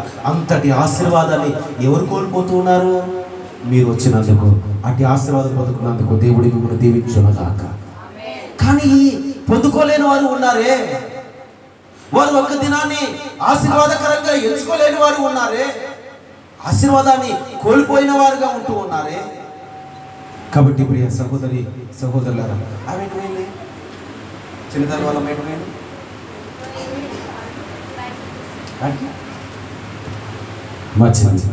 ఏదేమైనా కాబట్టి ప్రేమికులరా, దేవుని ప్రేమలో మనము నిలిచి ఉండేవారముగా ఉండాలి. దేవుని ప్రేమలో నిలిచి ఉండకుండా లోక ప్రేమలో నిలిచి ఉంటే ఏమైతే నాశనము కొని తెచ్చుకునే వారముగా మనం ఉంటాం. ఇర్మియా గ్రంథము 30వ అధ్యాయం 11వ వచనంలో రాయబడిన మాట ఏమిటంటే, నిన్ను రక్షించుటకు నేను నీకు తోడై ఉన్నాను. ఇందులో ప్రేమ కనబడుతూ ఉంది. దేవుని నామానికి మహిమ కలుగును గాక. ఇర్మియా గ్రంథము 30:11వ వచనంలో రాయబడిన మాట, యెహోవా వాక్కు సెలవిస్తున్నాడు. అక్కడ యెహోవా ఒక వాక్కును బయలుపరుస్తూ ఉన్నాడు. నిన్ను రక్షించుటకు నేను నీకు తోడై ఉన్నాను. నిన్ను చెదరగొట్టిన జనములన్నిటినీ నేను సమూల నాశనము చేసేదను గాని నిన్ను సమూల నాశనము చేయను. అయితే ఏ మాత్రమును నిర్దోషముగా ఎంచకుండానే నిన్ను మితముగా శిక్ష వేస్తాను. నేను పూర్తిగా నిన్ను నిర్దోషిగా ఎంచను, నీకు కొంచెం శిక్ష వేస్తాను. కానీ అక్కడ 2వ లైన్లో ఏముంది? 2వ లైన్లో నీకు తోడై ఉన్నానన్న తర్వాత ఏముంది? నిన్ను చెదరగొట్టిన జనమును ఏం చేశాడంట? సమూల నాశనము చేసేదని అంటున్నాడు. ఎవరిని చెదరగొట్టిన వారిని? దేవుని బిడ్డల్ని కావచ్చు, ఆయన పనివారిని కావచ్చు, ఆయన సేవకులకు కావచ్చు, ఆయన యందు ఉన్న వారిని కావచ్చు. ఎవరైతే తృణీకరిస్తారో, ఎవరైతే మరి వేదనకు గురి చేస్తారో, ఎవరైతే వారిని వ్యతిరేకిస్తారో, వారిని వ్యతిరేకించిన వారిని ఏం చేస్తారంట? సమూల నాశనము. దైవ సేవకునికి వ్యతిరేకంగా మాట్లాడిన వారు, దైవ సేవకులను తృణీకరించిన వారు మరి దేవుని సమూల నాశనానికి గురి అవుతారు. ఇక్కడ అదే ఇర్మియా ఎవరు? దేవుని ప్రవక్త. నిన్ను ఎవరైతే చెదరగొట్టారో వారందరినీ సమూల నాశనం చేస్తారు. కాబట్టి ప్రియ దేవుని బిడ్డలారా, కొంచెము శిక్ష వేస్తాను. కొంచెం ఎంత? కొంచెం. మితము అంటే కొంచెమే, తక్కువ. నిన్ను నిర్దోషిగా ఎంచను కానీ కొంచెము నీకు శిక్ష వేస్తాను. మనము కూడా ఆ కొంచెం శిక్ష పొందుకోవాలి.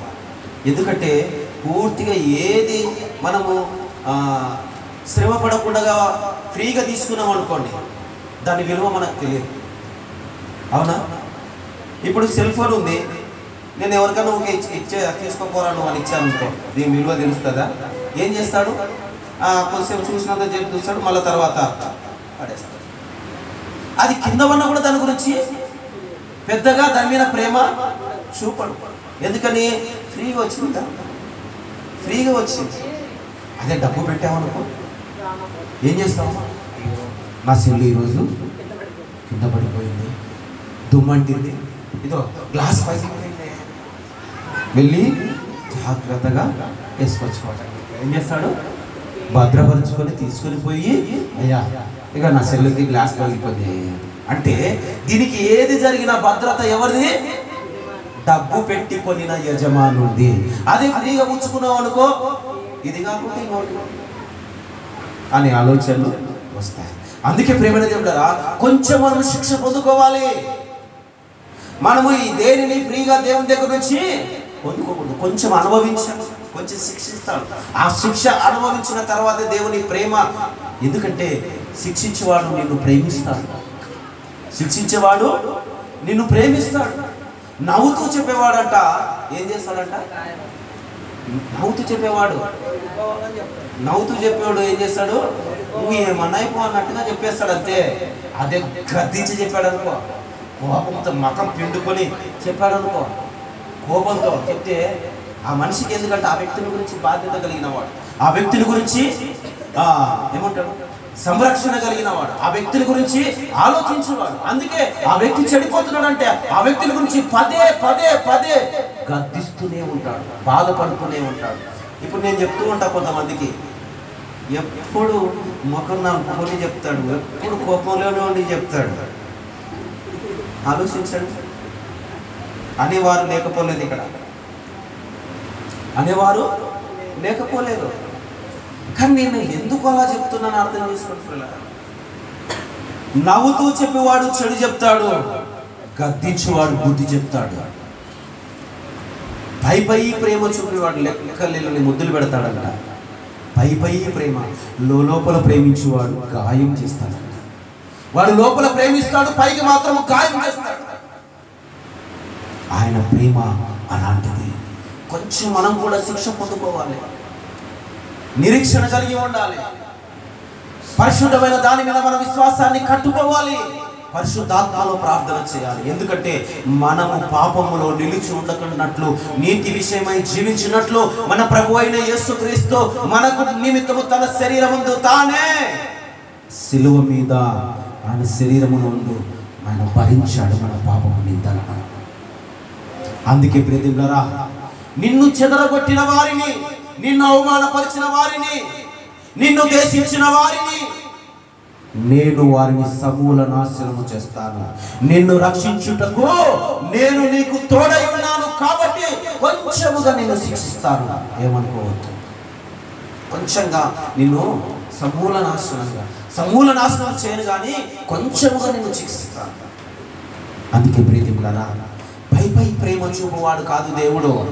లోకము మాత్రము పై పై ప్రేమ చూపుతుంది. చివరికి నువ్వు పూర్తిగా కూరుకుపోయిన తర్వాత వదిలేసి వెళ్ళిపోతాడు, కోరిక తీర్చుకొని వెళ్ళిపోతాడు. నువ్వేమైపోతే నాకేంటి, నా కోరిక తీరింది అనుకుంటాడు. నిజమైన ప్రేమ గాయం చేస్తూ ఉండే, పై పై ప్రేమ నిన్ను నాశనం చేస్తుంది. మరి ఏ ప్రేమ కావాలి? ఏ ప్రేమ కావాలి దేవుని బిడ్డ? ఏ ప్రేమ కావాలని దేవుని సన్నిధికి వచ్చారు? ఏ ప్రేమ కావాలని లోకములోనికి వెళ్ళిపోయారు? లోక ప్రేమ పొందుకున్న వారు సమూల నాశనం అయిపోతారు. దేవుని ప్రేమ పొందుకున్న వారు నిత్య జీవాంతమైన దేవుని కృపను పొందుకొని జీవిస్తారు. హల్లెలూయా. కాబట్టి ప్రేమైన దేవుళ్ళరా, నాటి నుండి నేటి వరకు పాప బోధకాల్లో చిక్కుకొట్టిన జీవితాలు ఎన్నో ఉన్నాయి. లేవంటారండి? నాటి మన పితరుల నుండి నేటి వరకు, ఈ దినము వరకు పాపపు బంధకాల్లో చిక్కుకొనబడిన వారు ఎందరో ఉన్నారు. బంధకాల్లో చిక్కుబడిపోయి ఆ బంధకాల్లో నుంచి బయటకు రాలేక కొట్టిమిట్టులాడుచు ఉన్నారు. అలాంటి వారిని దేవుడు కళ్ళారా చూసి, అలాంటి వారిపైన దేవుడు కన్ను దృష్టి వచ్చి వారిని రక్షించడానికి ఈ భూమి మీదకి ప్రాణత్యాగము చేయడానికి ప్రభు అయిన యేసుక్రీస్తుని పంపాడు. నీకు విమోచన కలుగజేయడానికి ఆయన క్రయధనముగా తన శరీరాన్ని అప్పగించుకున్నాడు శిలువలో. ఏ ప్రేమ కావాలి? ప్రాణత్యాగం చేసే ప్రేమ కావాలి, లేదంటే నీ ప్రాణము తీసే ప్రేమ కావాలా? నీ దగ్గరికి వచ్చి నీ కోరికలు తీర్చుకొని వాడి ప్రేమ కావాలా? ఆయన దగ్గరికి నిన్ను పిలుచుకొని కౌగిల్లో బంధించుకొని, ప్రియ దేవుని బిడ్డ, నా ప్రేమలో ఒదిగి ఉండు అని చెప్పువాడి ప్రేమ కావాలా? ఏ ప్రేమకు బద్ధుడవై ఉండాలని ఆశపడుతున్నావు? ఒకసారి ఆలోచించు ప్రియ దేవుని బిడ్డ. దేవుని వాక్యం ఏం చెప్తూ ఉంది? అదే 4వ అధ్యాయం మొదటి పేతురు రాసిన పత్రిక 4వ అధ్యాయంలో రాబడిన మాటలు మనం జ్ఞాపకం చేసుకుందాం. ఏ ప్రేమలో నువ్వు బద్ధుడవై ఉన్నావు? ఒకసారి 11వ వచనం చదవండి అయ్యా. 4:11. అయ్యా కాదయ్యా, 4:11 మొదటి పేతురు రాసిన పత్రిక 4వ అధ్యాయము 11వ వచనంలో ఏముంది? ప్రియులారా, దేవుడు మనలను ఇలాగున ప్రేమింపగా కాదు 11 చూడండి. ప్రియులారా, అక్కడ చూడండి 11వ వచనం 4వ అధ్యాయం. ఎక్కడ చూస్తున్నావు? 5వ అధ్యాయంలో చూస్తున్నావు. మొదటి పేతురునైనా మొదటి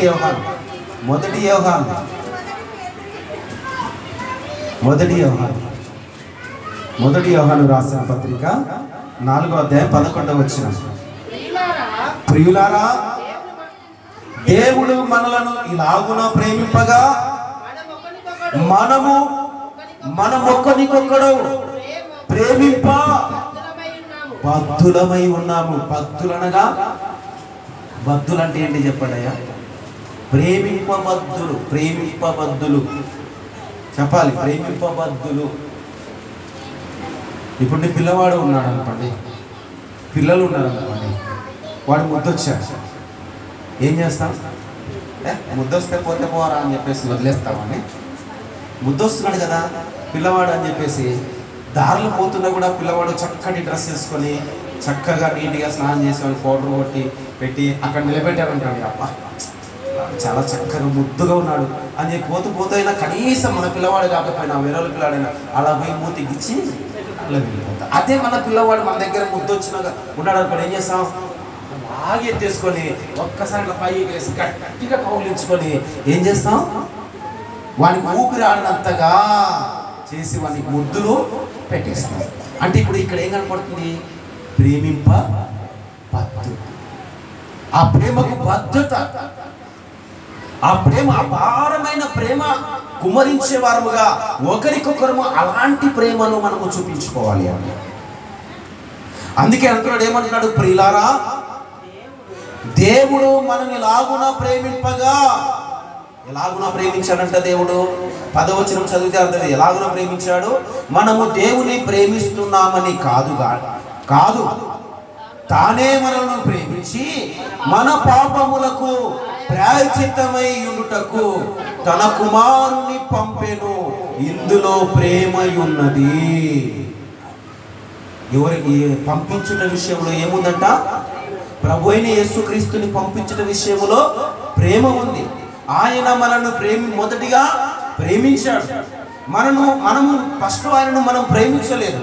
అందుకే మనల్ని మొదటిగా ఆయన ప్రేమించాడు కనుక, ప్రేమించి ప్రభు అయిన యేసుక్రీస్తుని లోకానికి పంపించాడు కనుక అందులో ప్రేమ ఉన్నది. అందుకే ఆయన యోహాను సువార్తలో 1వ అధ్యాయము 3వ అధ్యాయం 16వ వచనం అంటాడు, దేవుడు లోకమును ఎంతో ప్రేమించెను.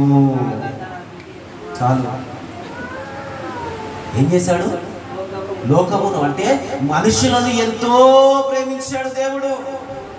మనుషులను ఎంతో ప్రేమించాడు కనుకనే ప్రభు అయిన యేసుక్రీస్తుని భూమి మీదికి పంపించాడు. అందుకే మనము కూడా ఒకరినొకరు ప్రేమించుకోవాలి, ప్రేమింప బద్ధులమై ఉండాలి. అది దేవుడు మనకు నేర్పిస్తూ ఉన్నాడు ప్రియదేవులారా. అందుకే ఆయన ప్రేమకు మనము బద్ధులమై ఉండాలి అంటే మనము ఒకరికొకరము ప్రేమించుకొని ఆయన ప్రేమలో నిలిచి ఉండాలి. అర్థమైందా?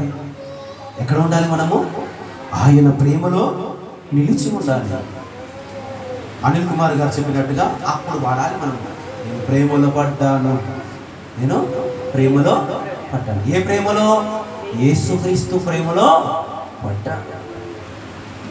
ఆయన ప్రేమలో ఎప్పుడైతే అలాగునా నువ్వు నిలవగలుగుతావో నీ సహోదరుని సహోదరిని ప్రేమిస్తావు. ద్వేషించావనుకో దేవుని ప్రేమ నీలో లేదు. ద్వేషిస్తే ప్రేమ లేనట్టు. అదే ప్రేమిస్తే దేవుని ప్రేమ నీలో పరిపూర్ణమగునట్లు. ఎందుకంటే దేవుడు మనల్ని ప్రేమించాడు, క్రీస్తుని లోకానికి పంపించాడు.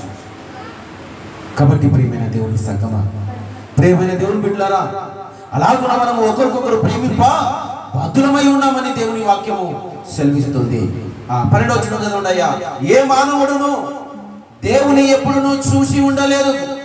మనము ఒకరికొకరు ప్రేమించిన ఎడల దేవుడు మన యందు నిలిచి ఉండును, ఆయన ప్రేమ మన యందు పరిపూర్ణమగును గాక. మన ఏమవుతుందంట? పరిపూర్ణమగును అని ఉంది. అవునా? ఎందుకంటే అక్కడ రాయబడిన మాట ఏమిటి? ఎప్పుడైనా మనం దేవుని చూసామా? ఎప్పుడు దేవుని చూడలే. దేవుని చూడలేదు కాబట్టి ఆవిడ ఏం చెప్తున్నాడు? మనము ఒకరినొకడు ప్రేమించిన ఎడల దేవుడు మన యందు నిలిచి ఉండును. దేవుడు మన యందు నిలిచి ఉంటే ఆయన ప్రేమ మనలో ఉంటుంది. అందుకే మనము దేవుని ప్రేమించే విషయంలో ఏమై ఉండాలి? బద్ధులమై ఉండాలి. అంటే బద్ధులమై ఉన్నామంటే ఇప్పుడు మనం ఎక్కడ ఉన్నట్టు? దేవుని ప్రేమలో మనము నిలిచి ఉన్నట్లుగా దేవుని వాక్యం సెలవిస్తుంది. కాబట్టి ప్రియ సహోదరి సహోదరుడా, ఆయన ప్రేమలో నిలిచి ఉండుడి. యూదా సెలవిచ్చినట్లుగా ఆయన ప్రేమలో ఎవరైతే నిలిచి ఉంటాడో ఆయన కనికరమును పొందుకుంటాడు, ఆయన కృపను పొందుకుంటాడు, నిత్య జీవార్థమైన నిత్య జీవాన్ని పొందుకుంటాడు. అందుకే మనము ఇంకో విషయాన్ని ఏమిటంటే, ఆయన ప్రేమ నుండి తొలగిపోయిన వారు కష్టాలు, నష్టాలు, శ్రమలు అనుభవించే చివరికి ప్రాణాలు కోల్పోయిన వారు కూడా ఉన్నారు. ఆయన ప్రేమ నుండి తొలగిపోయిన వారు, ఆయన ప్రేమను పొందుకున్న వారు కష్టాలు తొలగించుకున్నారు, నష్టాలను సరిచేసుకున్నారు, శ్రమలను తొలగించుకున్నారు, ఆయన ప్రేమను రుచి చూశారు. నిత్య జీవార్థమైన నిత్య జీవాన్ని సంపాదించుకున్నకు నిత్య జీవానికి వారసులయ్యారు. దేవునికి స్తోత్రం కలుగునుగాక. మీరు పిలువబడినది ఎందుకో తెలుసా? ఆశీర్వాదములకు వారసులగుటకే మీరు పిలువబడ్డారు. ఆయన ప్రేమలో నిలిచి ఉండండి. ఆయన నిత్య జీవార్థమైన నిత్య జీవము మీకు అనుగ్రహించబడుతుంది. అదే దేవుడిచ్చిన ఆశీర్వాదం. అందుకే ఆయన రాజ్యమునకు మనము వారసులుగా ఉండాలి అంటే, ఆయన ఇచ్చే నిత్య జీవాన్ని సంపాదించుకోవాలి అంటే, ఆయన పంచిన ప్రేమను మనము పొందుకోవాలి, తీసుకోవాలి. ఇప్పుడు ఎవరైనా వస్తువు ఇస్తారంటే ఆతృతగా మనం తీసుకుంటాం. లేదంటే ఒక వ్యక్తి ఫ్రీగా ఒక 10,000 పలానా చోట ఇస్తున్నాడంట ఒక మనిషికి అంటే, ఈ రోజు ఇక్కడ మందిరంలో ఎవరు ఉండరు. ఇప్పుడు ఈ సమయంలో వార్త ఎవరికైనా తెలిసిందంటే 10,000 ఒక మనిషికి 10,000 ఇస్తున్నాడంట పలానా ఆయన అనంటే, ఆ వార్త ఎవరైనా మన వాళ్ళు ఊదేరు అనుకోండి, ఒకరికొకరు ఊదేసుకొని ఇక్కడ వెళ్ళిపోతారు. అంటే దేనికోసం మనం ఫ్రీగా వచ్చేదానికోసం ఆరాటపడుతున్నాం, కానీ దేవుని ప్రేమ ఉచితముగా ఇవ్వబడుతుంది. దేవుడు కూడా ఉచితంగా ఇస్తున్నాడు, కానీ అది ఎవరికి కనపడదు. కానీ దాన్ని పొందుకున్నవాడు ధన్యుడు. హల్లెలూయా. దాన్ని పొందుకున్నవాడు మాత్రము ధన్యుడు. దాని నుండి ఎన్నింటికి మరలా తొలిపోడు, వెనుదిరుగడు. నిత్య జీవార్థమైన నిత్య జీవాన్ని సంపాదించుకొని నిత్య జీవమునకు వారసులుగా నిలవబడతాడు. అందుకే మనము దేవుని ప్రేమలో నిలిచి ఉండాలని దేవుని మాట ద్వారా సెలవీయబడుతున్నది. చివరికి ఒక మాటను చదివి నేను ముగిస్తాను. ఎఫెసీయులకు రాసిన పత్రిక 5వ అధ్యాయం. ఎందుకంటే ప్రియమిత్రులారా, మనలను దేవుడు పరిమళ వాసనగా చేయడానికి దేవుడు తన ప్రియ కుమారుని ఆ శిలువ మ్రాను మీద అప్పగించాడు. తను తాను ప్రభువు అప్పగించుకున్నట్టు ఆ మాటలో మనకు కనబడుతోంది. ఎఫెసీయులకు రాసిన పత్రిక 5వ అధ్యాయం 1, 2, 3 వచనాలు చదవండి అయ్యా. 1, 2, 3 వచనం కూడా చదవండి. ఇక్కడ అంటున్నాడు చూడండి, కావున ప్రియులని ఎవరిని అంటారు చెప్పండి? ప్రియులని ఎవరిని అంటారు అమ్మా?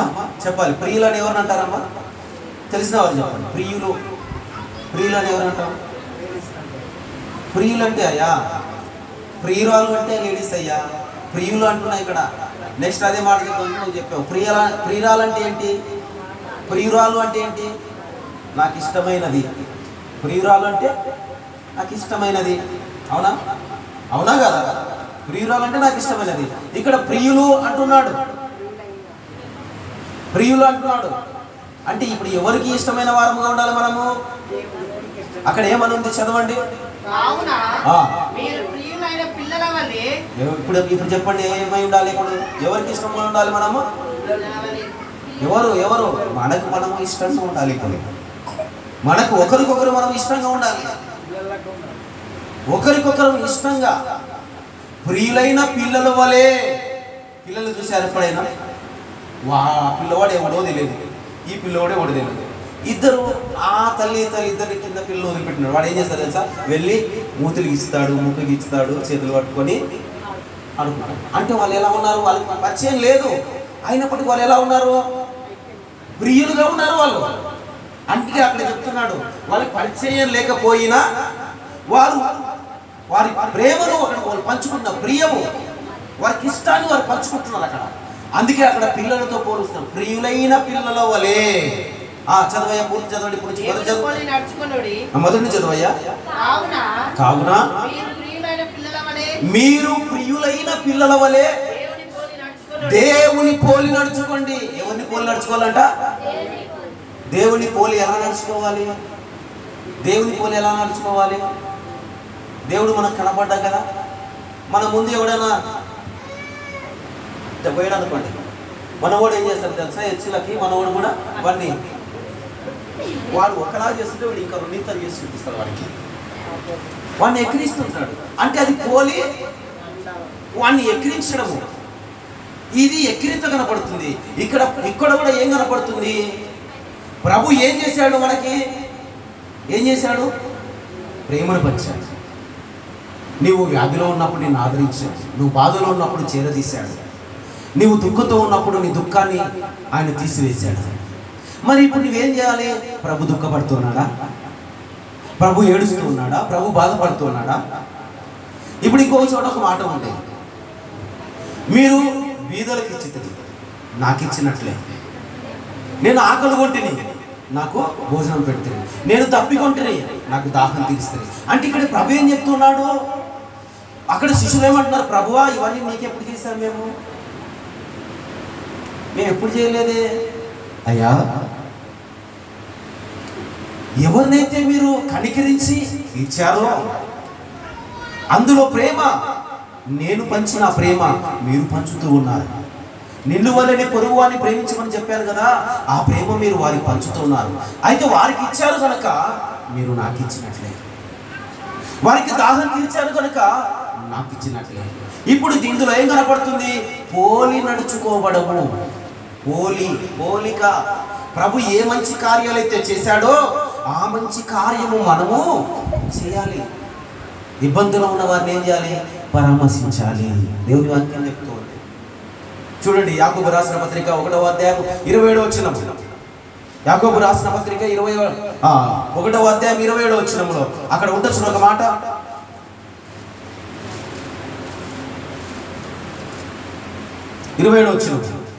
చదవండి. అక్కడ భక్తి గురించి మాట్లాడుతూ ఉన్నాడు. చదువు తల్లి.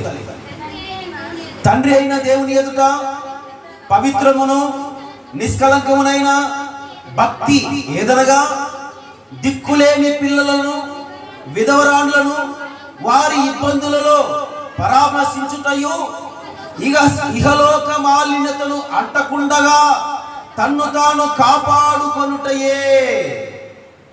ఇక్కడ భక్తిని గురించి మాట్లాడుతూ ఉన్నాడు. అంటే ఇక్కడ ఏం కనబడుతుందంటే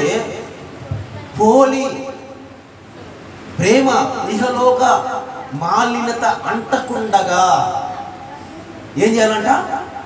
ఇహలోక మాలిన్యత అంటకుండగా తన్ను తాను కాపాడుకొనుటయే భక్తి.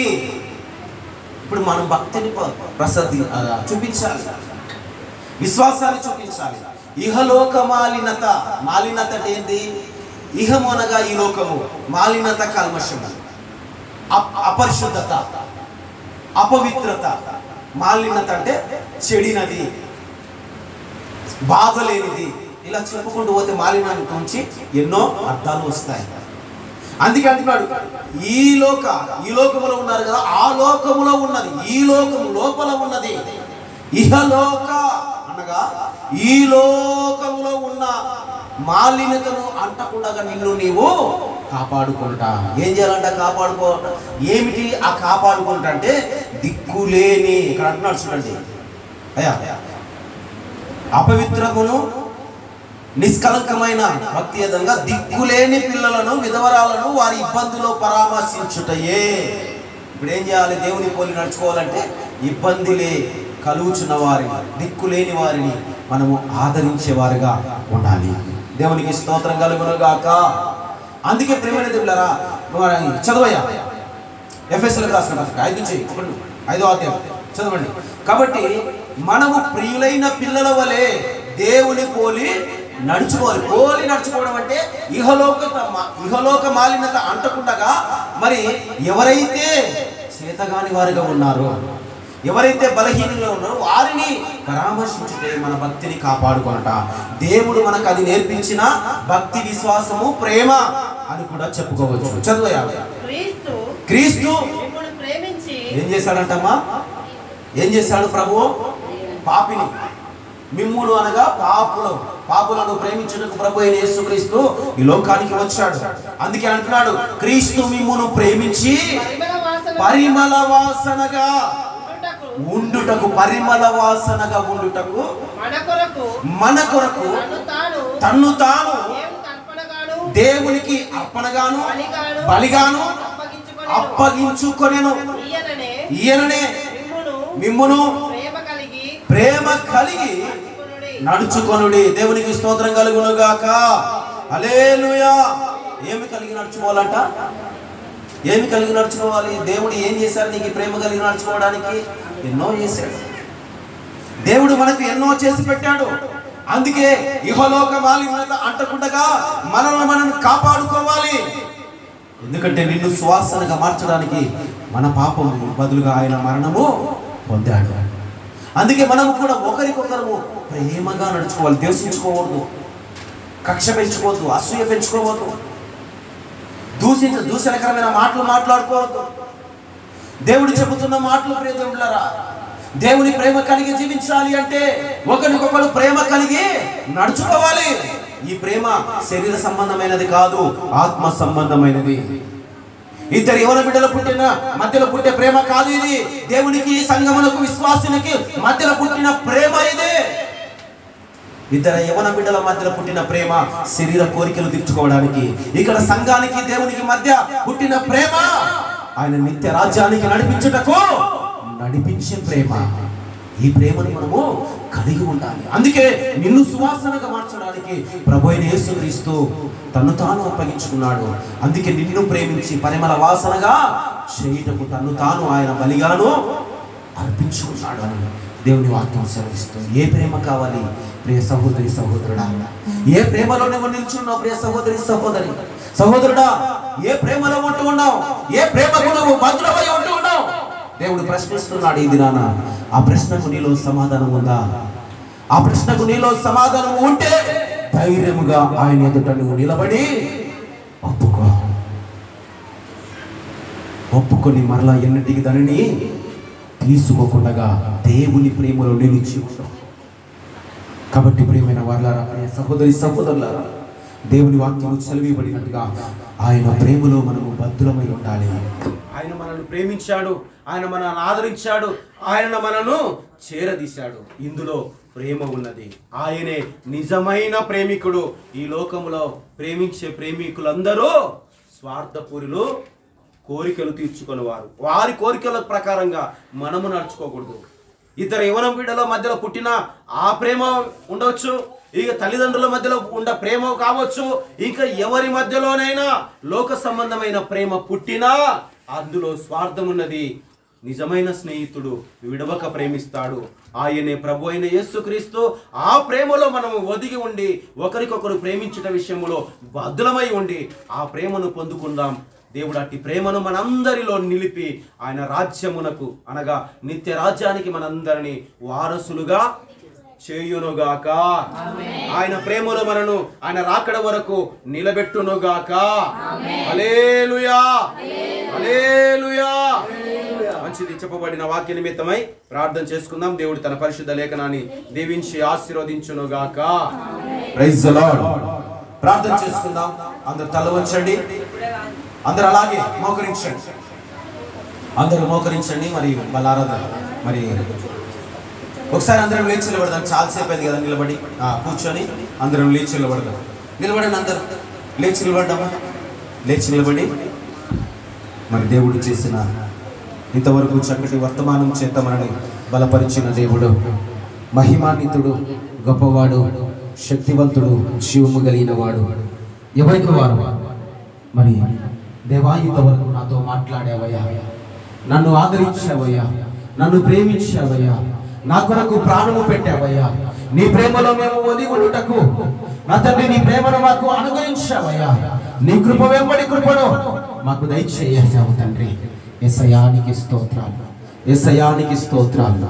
నీ కృప చాటున మరుగు చేసుకొని, నీ కృప చాటున మరుగు చేసుకొని బలపరచండి తండ్రి. నీ కృప చాటున మరుగు చేసుకొని బలపరచండి యేసయ్యా. హల్లెలూయా, హల్లెలూయా, హల్లెలూయా. దేవానికి స్తోత్రం, స్తోత్రం, స్తోత్రం. పరిశుద్ధాత్మడానికి వందనాలు. చెప్పబడిన ప్రతి మాటని బిడ్డల హృదయంలో ఉంచండి తండ్రి. చెప్పబడిన ప్రతి మాట ప్రకారంగా ప్రతి బిడ్డ జీవించుటకు సహాయం చేయండి. శక్తివంతుడా, జీవము కలిగిన దేవా, నీ ప్రేమలో నిలిచి ఉండే కృప ధన్యత ఇంతవరకు నేను ఎలాగున జీవించాలో మేము నేర్చుకోగలిగాం. అట్టి ధన్యత పొందుకునే కృపను మాకు అనుగ్రహించమని నీ నామానికి మేము చెల్లిస్తున్నాను. నేను నిన్ను స్తుతించుటకు, నేను ప్రార్థించుటకు నీ శక్తివంతమైన ప్రేమ చేత నేను నింపుమని వేడుకుంటున్నాను తండ్రి. హల్లెలూయా, హల్లెలూయా, హల్లెలూయా. యేసయ్యానికి వందనాలు, వందనాలు, వందనాలు. స్తోత్రం, స్తోత్రం. నీ కృపాని కనికరము మాయనలో చూపి నీ నామానికి మహిమ తెచ్చుకొనమని, చేరి వచ్చిన బిడ్డలందరినీ దీవించమని, ఇంతవరకు వాక్యము శ్రద్ధగా విన్న ప్రతి బిడ్డను దీవించి ఆశీర్వదించమని నీ నామానికి మహిమ చెల్లిస్తూ స్తుతిస్తూ ప్రార్థిస్తూ, మరి ముఖ్యముగా దేవా, మరి బలలో పాల్పొంపులు పొందే కృప మాకు అనుగ్రహించమని నీకే స్తోత్రము చెల్లిస్తూ ఉన్నాం. హల్లెలూయా. యేసయ్యానికి వందనాలు. దీవించండి తండ్రి, ఆశీర్వదించండి యేసయ్య. నీ నామానికి మహిమ తెచ్చుకొని మనం వేడుకుంటున్నాం. చిన్న ఆరాధన చేసుకున్న తదుపరి మరి ప్రభు బలను మనం పుచ్చుకుందాం. హల్లెలూయా, హల్లెలూయా, హల్లెలూయా. యేసయ్యానికి వందనాలు, యేసయ్యానికి స్తోత్రం. మా ఆరాధన అంతటికి యోగ్యుడవు నీవు తండ్రి, మా ఆరాధన అంతటికి యోగ్యుడవు యేసయ్య. నీ కృప చాటున మరుగు చేసుకొని, నీ కృప చాటున మమ్మలను బలపరిచి దీవించు మనం వేడుకుంటున్నాం. మా ఆరాధనకు యోగ్యుడా, పరిశుద్ధుడా, ప్రేమ స్వరూపిమైన దేవా, నీకే వందనాలయ్యా, వందనాలు. రెండు చేతులు పైకెత్తండి, రెండు చేతులు, రెండు చేతులు, రెండు చేతులు. అందరూ చేతులు ఉన్న వారందరూ రెండు చేతులు పైకెత్తి నిన్ను స్తుతించి కృప దయచేయమని, నేను ఆరాధించే దాన్ని మాకు అనుగ్రహించమని అడుగుదాం. ఈ ఆరాధన ప్రభునికే, ఈ ఆరాధన మన దేవునికే, ఈ ఆరాధన మన రక్షకునికే, ఈ ఆరాధన మనల్ని పాలిస్తున్న రాజుకే, రాజుల రాజుకి, ప్రభుల ప్రభునికే ఈ ఆరాధన చెల్లును గాక, ఈ ఆరాధన చెల్లును గాక. యేసయ్యానికి వందనాలు, వందనాలు, వందనాలు. స్తోత్రం. యేసయ్యానికి వందనాలయ్యా, యేసయ్యానికి స్తోత్రములు తండ్రి. నీ కృప, నీ మహిమ, నీ ఘనత, నీ సన్నిధానములో మాకు అనుగ్రహించండి తండ్రి.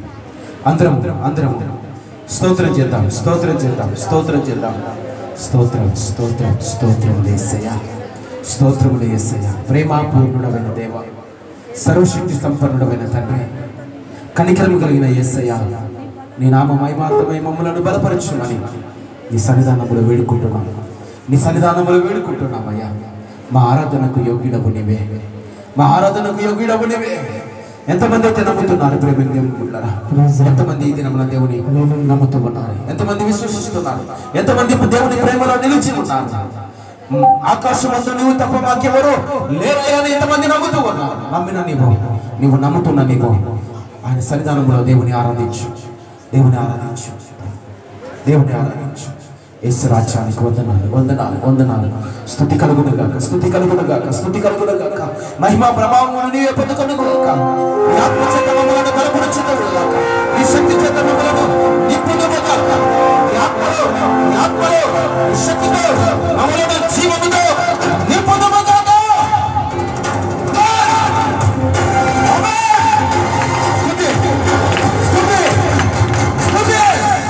ఆయన పరిశుద్ధాత్మ ఇప్పుడే మన మధ్యలో సంచారం చేయించున్నది.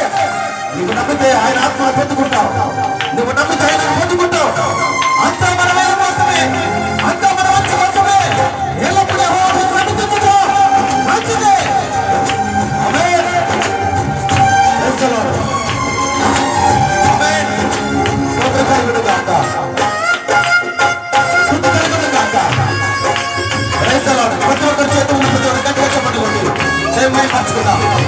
ఆరాధన, ఆరాధన యేసునికే. ఉద్యోగంగా నిర్జీవమైన వాటిని వదిలివేసి ఉద్యోగంలో దేవుని కనపరచుకుందాం. Praise the Lord, praise the Lord. Yesu రాజా, నీకే స్తోత్రం. నీవెల్లప్పుడూ యెహోవాను సన్నిధించును, నిత్యము ఆయన కీర్తి గానమును. నీవెల్లప్పుడూ యెహోవాను సన్నిధించును, నిత్యము ఆయన కీర్తి గానమును. ఆరాధన యేసుకే, అంతా నా మంచికే, మన చిత్తమునకు తల వంచితే తన చిత్తమునకు తల వంచితే ఆరాధనాత్మను స్తుతించుటమానను ఆరాధనాత్మను స్తుతించుటమానను స్తోత్రం కలుగును గాక. యేసయ్యానికి వందనాలయ్యా. నేను స్తుతించుటమానము, నేను ఆరాధించుటమానము, ఈ ప్రేమలో వదిలిగా గొప్ప వాక్యము నిలిచి ఉండే కన్యత మాకు ఇచ్చావయ్యా. ఈ కృప మాకు అనుగ్రహించావయ్యా. ఈ ప్రేమాని కరుణాని కాపుదల క్షేమముతోనే మమ్మల్ని ఆదరించావు తండ్రి, మమ్మల్ని ఆదరించావయ్యా. యేసయ్యా, యేసయ్యా నీకే స్తోత్రాలయ్యా. ఆమేన్.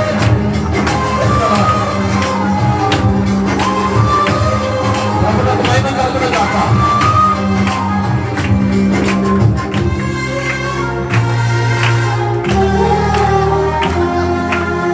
కన్నీలే కానములైనా కఠిన దుఃఖ బాధలైనా స్థితిగతులే మారినా అవకాశం చేసారినా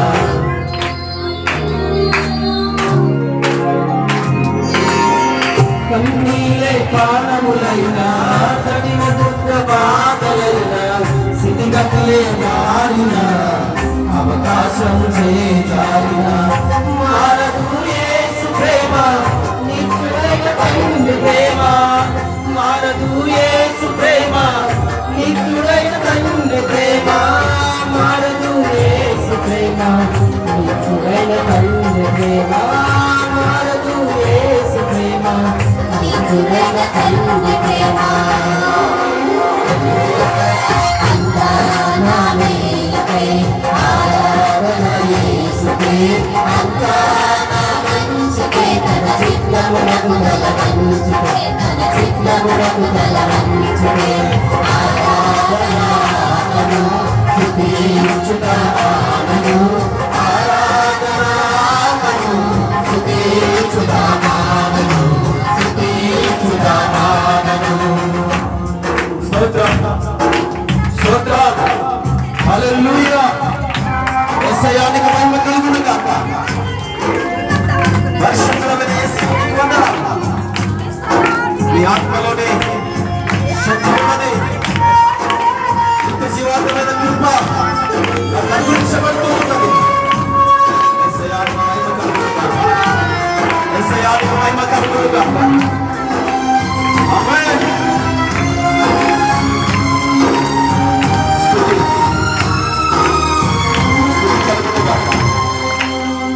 ఆస్తులన్నీ పోయినా కన్నవారి కన్నులైనా ఊపిరే నలువైనా గుండెలే కదిలినా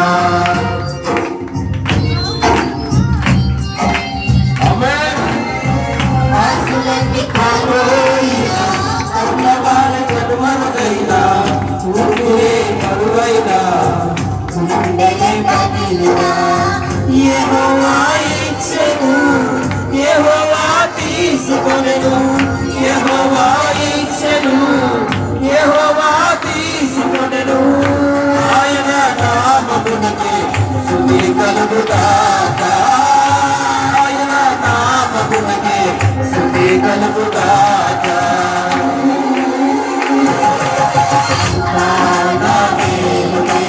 ఆరాధన యేసుకే అంతా నా మంచికే తన చిత్తమునకు తల వంచితే తన చిత్తమునకు తల వంచితే ఆరాధనాత్మను స్తుతించుటమానను ఆరాధనాత్మను స్తుతించుటమానను స్తుతించుటమానను.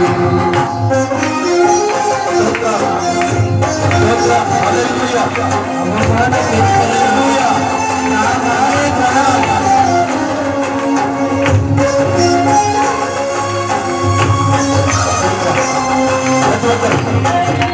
పరిపూర్ణత కలిగిన ప్రేమలో నిలబడి వారిపై ఉన్నందుకు దేవుడి వరకు మనతో మాట్లాడాడు. శుద్ధమై మగలత ప్రభావము దేవుడికి ఇచ్చేలుగాక.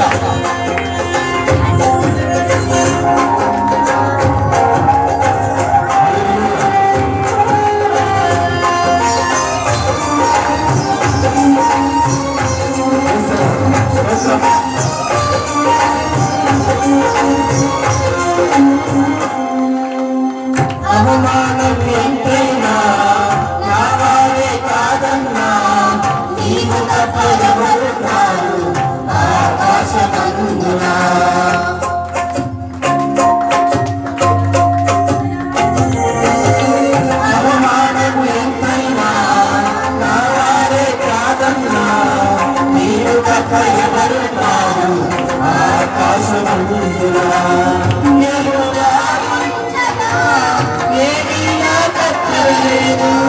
నీవు నాకుండగా ఏమీ నాకు అక్కరలేదు. నీవు నాకుండగా ఏమీ నాకు అక్కరలేదు. నీవు నాకుండగా ఏమీ నాకు అక్కరలేదు. స్తోత్రం స్తోత్రం. యేసుకే ఆరాధన, యేసుకే అంతానా మనసునే తన చిత్తమునకు తలవంచునే, తన చిత్తమునకు తలవంచునే. ఆరాధన ఆపను స్తుతించుటమానను, ఆరాధన ఆపను స్తుతించుటమానను, స్తుతించుటమానను. దేవానికి స్తోత్రములు నాయన. పరిశుద్ధుడమైన తండ్రి, ప్రేమాస్వరూపుడైన దేవా, నీ ఉన్నతమైన ఘనమైన శ్రేష్టమైన నామమునకు స్తుతులు చెల్లిస్తూ ఉన్నామయ్యా. మా ఆరాధనకి యోగ్యుడవు నీవు, మమ్మలను పాలించే రాజువు నీవు, మమ్మల్ని ఆదరించేవాడవు నీవు, నీ కృపలో భద్రపరచువాడవు నీవు. నీకే మా ఆరాధన, నీకే మా స్తోత్రములు కలుగునుగాక. నీ కృపచాటును మరుగు చేసి దీవించి బలపరచి నీ ప్రేమలో బతికి ఉండుటకు, నీ ప్రేమలో నిలిచి ఉండుటకు ఈ దినమున నీవు నీ పరిశుద్ధాత్మ ద్వారా, నీ దాసుని ద్వారా మాట్లాడినందుకు నీకు కృతజ్ఞతాస్తోత్రములు చెల్లిస్తూ యేసయ్య పరిశుద్ధమైన నామములో ప్రార్థిస్తూ ఆయన ముందున్న సమయమును నీ చేతులకు అప్పగిస్తున్నాం తండ్రి. మరి నీ ప్రియులను నాయన మరి యోగ్యత కలిగిన వారిగా ఆయన మరి రొట్టెను ద్రాక్షరసమును పుచ్చుకొని చూడగా నీ కృపతో నింపి హెచ్చరించి భయముతో భక్తితో విశ్వాసముతో నాయన మరి అందులో పాల్పొంపులు పొంది పాలువారయుటకు సహాయం దయచేయమని, తమను తాము పరీక్షించుకునే కృపను దయచేయమని యేసయ్య పరిశుద్ధమైన నామము పేరిట ప్రార్థిస్తూ నీ చేతులకు అప్పగిస్తున్నాను తండ్రి. ఆమేన్. అందరూ కూర్చున్న అందరూ అలాగే మరి బలలో పాల్పొంపులు పొందేవారు మోకరించండి. ఎవరికి వారు బలలో పాల్పొంపులు పొందేవారు మోకరించండి. Praise the Lord. దేవుని ఘనమైన